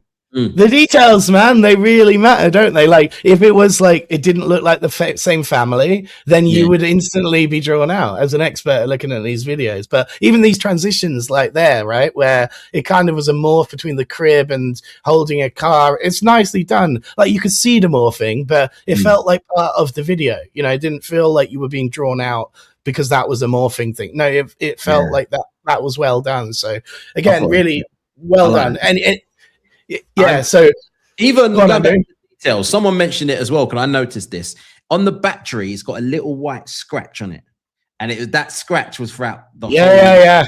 On the orange bit there, you can see it in a bit there. Like, you're a real stickler for the details, aren't you? You want to make everything the whole time from when that guy was a baby all the way to there. You see that scratch? That's throughout the whole thing. So really smart. If I'm Duracell, if I'm a battery maker, I'll be looking at that thinking, we could do that. That would be a great concept or a great ad. You know what? Well, there were lots of people that chose the AA batteries, you know. Like I said, there were many choices, so we're going to rapid fire through them. Next one is by Kevin, and he didn't choose the batteries. He chose a hose, and his one was, this one's called Kevin, and it's by Ahmed Saad. Let's watch it. Some people were born to lead, born with a mission and a different breed. Like Kevin, he changes his own diaper. No help, no hyper. He prepares his own meal and makes a big deal out of every laundry cycle. A life of grace, a serious face, a man who moves at his own pace. But now, the ultimate sign to be seen, garden duty, because a yard this green needs a leader supreme. He's a man on a mission with a clear vision. That's why Kevin chooses Pippin. Pippin, the sign you've grown up.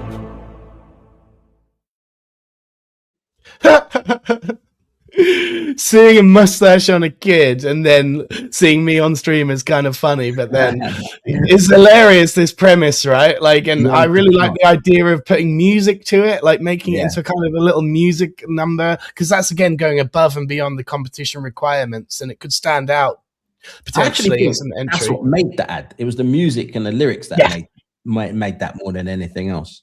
I agree. And so often is the case that the voiceover is the breaking point, Andrew, in these spec ads, right? If you don't feel that that was the right voice or the right choice of voice, or whether to include lyrics or make the whole of the script part of the musical, which in this case, it was just like a satirical sort of musical thing that was given visuals. As you said, you really should focus on the song itself, probably in this entry as a judge or something like that, but that wasn't the part of the requirements, you know.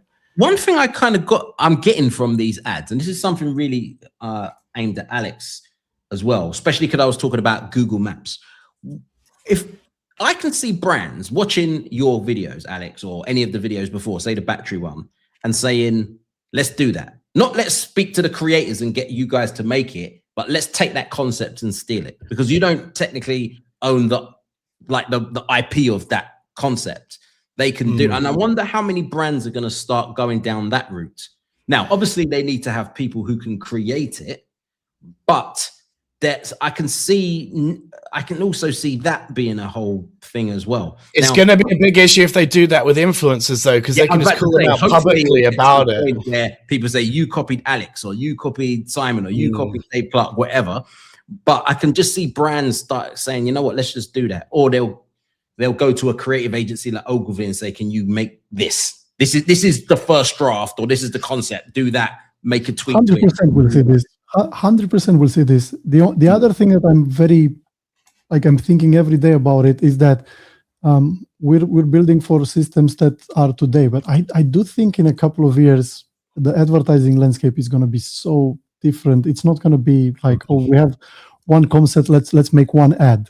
It's going to be let's make 1,000 ads, see which one sticks. Let's make 1,000,000 ads. I think that's going to be the level. Oh, God. Let's see what sticks. Everybody will see different ads. It's going to be like a crazy ROAS. It's going to, I don't know.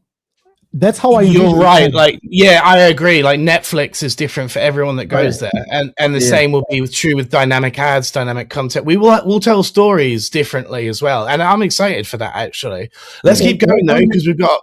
Yeah, go on. I just want to say, like, right now, if you're targeting like through, I don't know, Facebook ads or whatever, like demographics or whatever, you don't target everything about everyone with a personalized ad. You can't. I feel like that's the future in a couple of years. Yeah, different languages and other dubbing and stuff. Yeah, there'll be so much. You know, like I said, we'll have you on part of the show. If you're as techie as we are, we do this. Sometimes our news segment is a whole hour of this show where we just go through stuff that's like, you know, this is incredible Star Trek stuff that we shouldn't be playing with, and it's insane that it actually exists. Let's keep going. No, we've got a Since Forever Paperclips. This is another Runway ad. This one is by Sinmente.ai. Let's watch this one.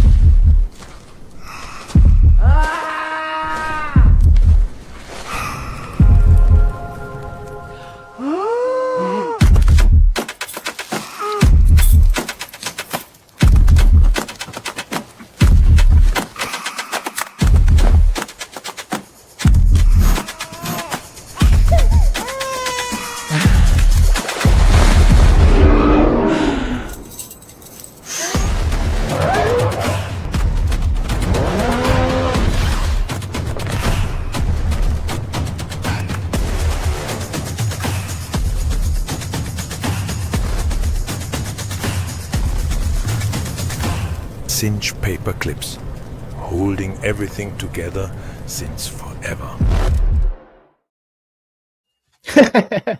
So similarly to your cookie idea, where it was a constantly showing up thing, you know, they essentially had the reoccurring paperclip in every single generative scene, just weaving it literally into the narrative, both figuratively and in visual form. Kind of a crazy way to take part of the contest requirements, but shows that you 100% made it for this video, you know, this contest and nothing else, I guess. But yeah, kind of a clever way. And so we've seen it all, really. We saw the no dialogue and just a musical and an outro. Then we saw a whole musical entry. Now this, which is every single scene is using one of the props that's a requirement for the thing. It's completely like 3 different takes from 3 different creators all together. Of the 3 that we've watched, which one was your guys' favorite? Do you want to go, Alex?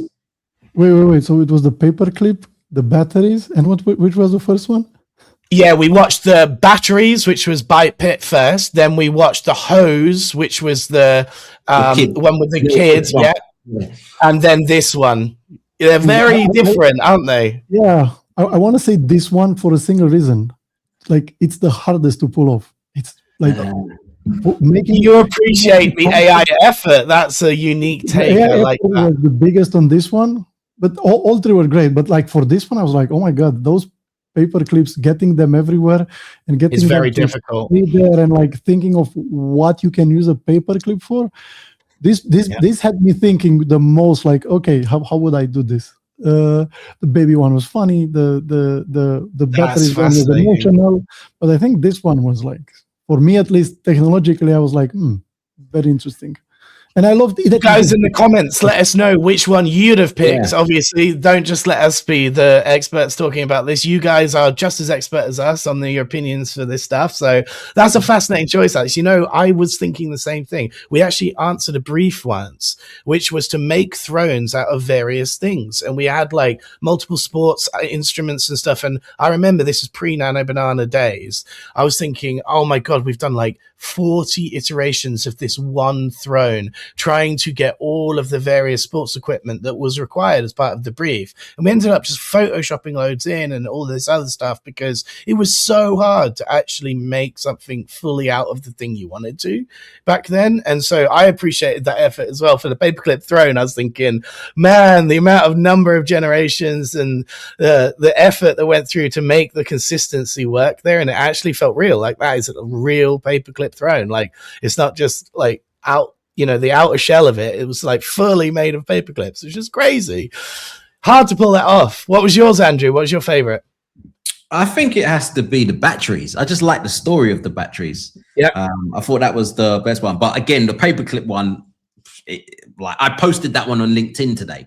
I really like that one as well. So I think it will be the batteries more from the storytelling, but the paperclip, I can appreciate what they've done there.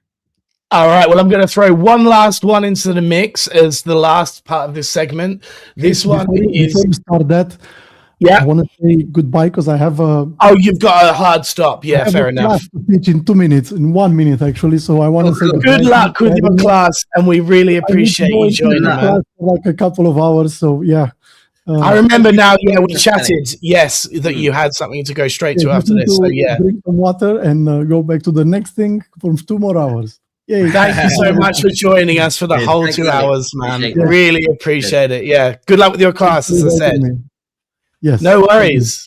Thank you. All of the people, all of the comments are coming through right now. Like they're on a 30-second delay. A lot of them on LinkedIn, it's about 2 minutes delay. So you'll see a lot of love coming. They're all coming. Paul is very gratefully running, and thanks for inviting me. And see you next time. Cheers. See you next time, man. Yeah, bye-bye. All right, Andrew, let's close it out then. So last one bite away. This one instead used Coconut Crunch, which was another artifact that you could have. This one is by Timeless.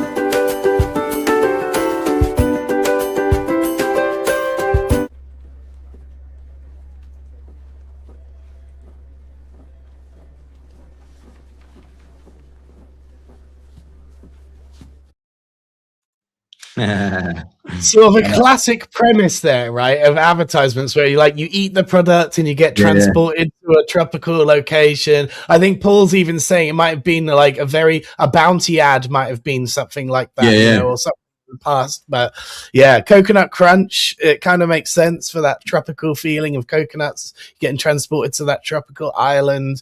The sound effects were really good on that. That's what I appreciate. The low humming of the like office, and then the the various sound effects that were added to make it like immersive and just focus on the visuals. Again, the editing worked really well, no voiceover, so again it was all creative choices, wasn't it?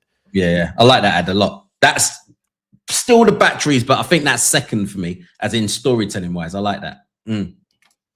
Now, I'm being told by Paul that we can keep going if we want, up to me and you, basically. Have you got a hard stop at 5, mate? Or your time? Yeah. Have you? Yeah. But feel free to continue. So, everyone, I just want to say thank you again. Thank you again for joining us. A great session, as always. Thanks for Alex, Chris, Paul. Always a pleasure. Always doing a great job. So, everybody, I'll see you next week.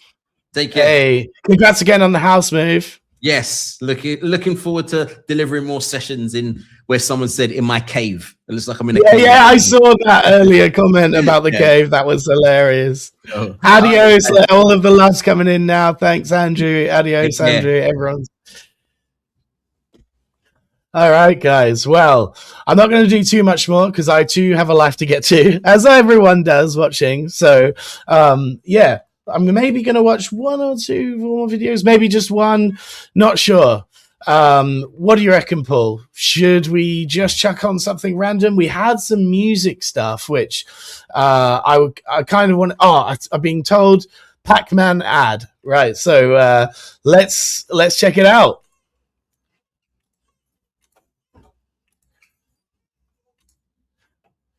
Oh. Yeah, so we're going to check out, a Sea Dance music video to finish, and then we're going to check out a Pac-Man ad. In the meantime, for you guys that are watching, if you're new to the show or anything like that, we do have a submission link where someone was asking earlier about how can we get things on the show and sending in a LinkedIn link, I noticed. I will add in a second the exact URL that you need to submit to if you want to be part of this show, and get that on the live screen.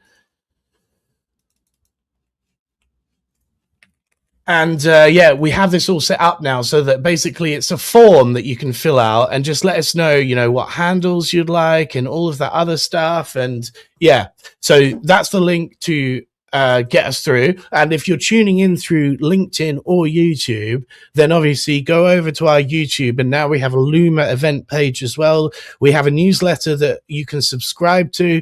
This is the big thing. Again, someone was asking earlier about how can we find out who was behind all of these videos. Well, we've found out that the best way for us to do this essentially is if you subscribe to our Luma Seedly channel, then you'll both get notified about future events that we put on, and you'll be rolled into the newsletter as well.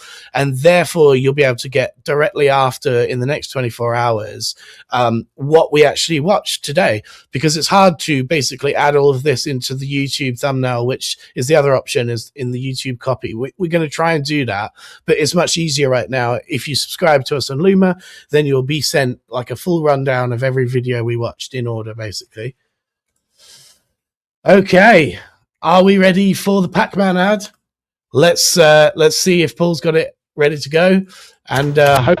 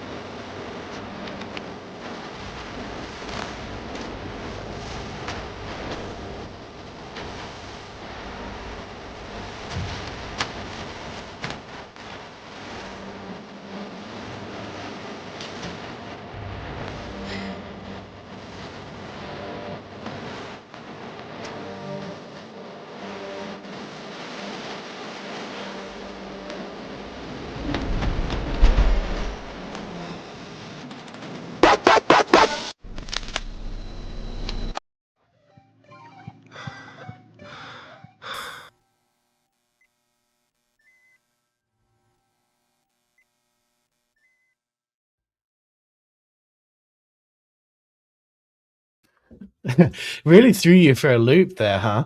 Someone that's really thought about this and how they could maybe fit it into a storyline. Like, I know it was a bit of a random one to watch at the end of the show here, but it really caught my eye. Let me know about what you guys thought about that video in the comments. And as I said, definitely come and like and subscribe to us over on YouTube, because you'll be notified about other content that won't even reach our Luma. Like, we're doing shorts on YouTube now and other things, which will be separate content to the live stream itself. So yeah, basically like and subscribe to all of our places: Luma, LinkedIn, YouTube. All of those will give you different various aspects of this show, like summaries and stuff like that. Yeah, we're getting some comments coming in, like the idea of this meta level, great, so accurate. Yeah, it's kind of crazy, isn't it? The standard we're at the moment, guys. Like, that video felt so real in the first bits. And these are the sorts of things I'm thinking when I'm watching these videos now is, did I forget it was an AI video I was watching? And, you know, how immersed was I in the overall story and concept of that?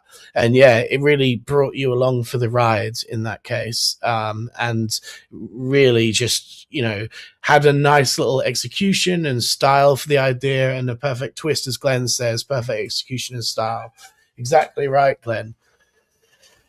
So many things to talk about with all these videos, huh? Alex is just telling me in WhatsApp, you know, thanks so much for having me. Really enjoyed the show. But yeah, it's just so much to discuss with every video. It's hard to rapid fire, and we're so sorry if we don't cover off your videos every week. What we're going to do, obviously, is push them through to the next week, where we might give you guys a showcase. And thank you again so much for submitting to us all of this incredible content that we're able to feature on this show.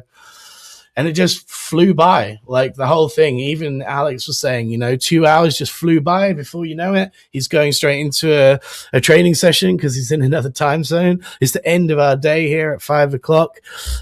Also, let us know, is 4 till 6 p.m. our time, or 3 till 5 p.m., which we've been currently streaming on, the better hours for you guys to tune in from? Because we've been having this discussion in private about whether California is struggling to tune in potentially just because there's an hour now extra earlier than it was before when we had it in the 4 till 6 Thursday slot. We can move it back to Thursday potentially, or even have it at 4 till 6 on Tuesday, which is today. But right now we're 3 till 5. We're seeing 4 till 6, 3 till 5, 4 till 6. Yeah, maybe we will go back to a 4 till 6 slot then, guys. So, you know, just to let you guys know, if you're not seeing it at the same time each week, maybe we will try going back till 4 till 6. 4 till 6 Tuesday, we're being said, yeah, a lot more people are saying 4 till 6. So this, thank you so much for that feedback, firstly, because this definitely confirms our, you know, our predictions, essentially. Yeah, the difference is 7 a.m. in California or 6 a.m. Is wildly different to our end of the day that we're experiencing here in the UK.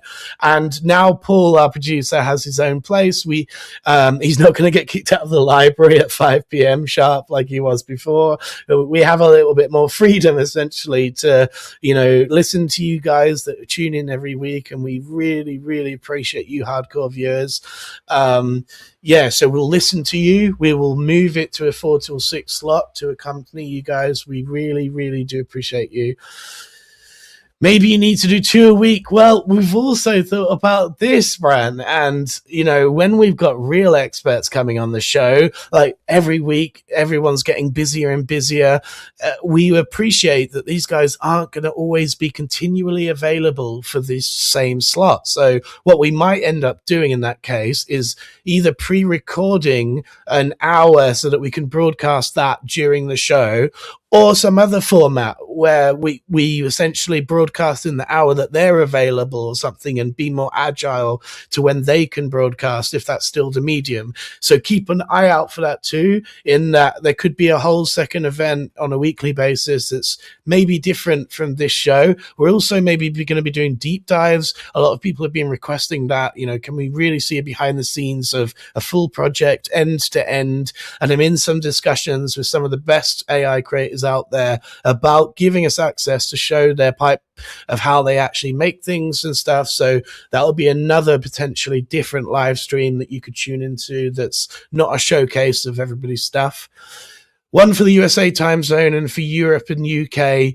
Yes, 4 till 6 makes so much more sense for you guys. I can really see it in the feedback in the comments, so I really do appreciate that. Anyway, I'm going to stop waffling and asking all of the questions that we thought about, because you guys, I really appreciate that feedback. Let's watch the final video of the live stream. I think this one is going to be a sea dance music video to finish, so something fun to finish on. Let's watch it. Brass in the bones, smoking the chest. Life is a machine that never lets you rest. Clock on the wall and a crack in the sky. We learn how to breathe and we learn how to die. Gold on the gears, rust on the crown. We dance for a while as it all winds down. Love is a spark in a factory of grief. Bright for a moment, then stolen by sleep. Sing, little heart, through the steam and the sorrow. Steal one more breath from the jaws of tomorrow. Round and around, all the old engines turn. We live, we lose, we love, and we burn. Sing, little heart, through the steam and the sorrow. Hold to the light, though it fades by tomorrow. Round and around, as the years take their turn. We reach for the stars and return to the earth.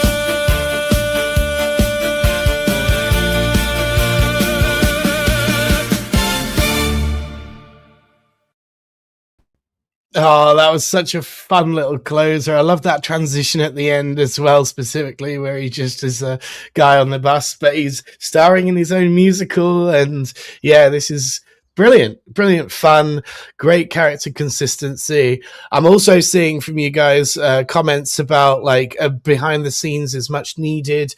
So yeah, we will indeed invite some creators on, just if they're willing. Like I said, not everybody's willing. Obviously they do this for a living and they may not be so willing like Simon Mayer and others to show exactly how they make things, because this is their now commercial revenue. But there are definitely those that are willing that I have spoken to, and those that build in public like Rory and others that we follow already.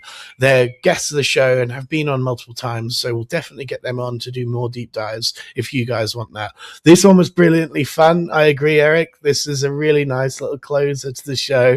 I love this morph right there where you're going through, all of a sudden the curtains are closing almost on the musical theater and he's transitioning to just being a guy on the bus.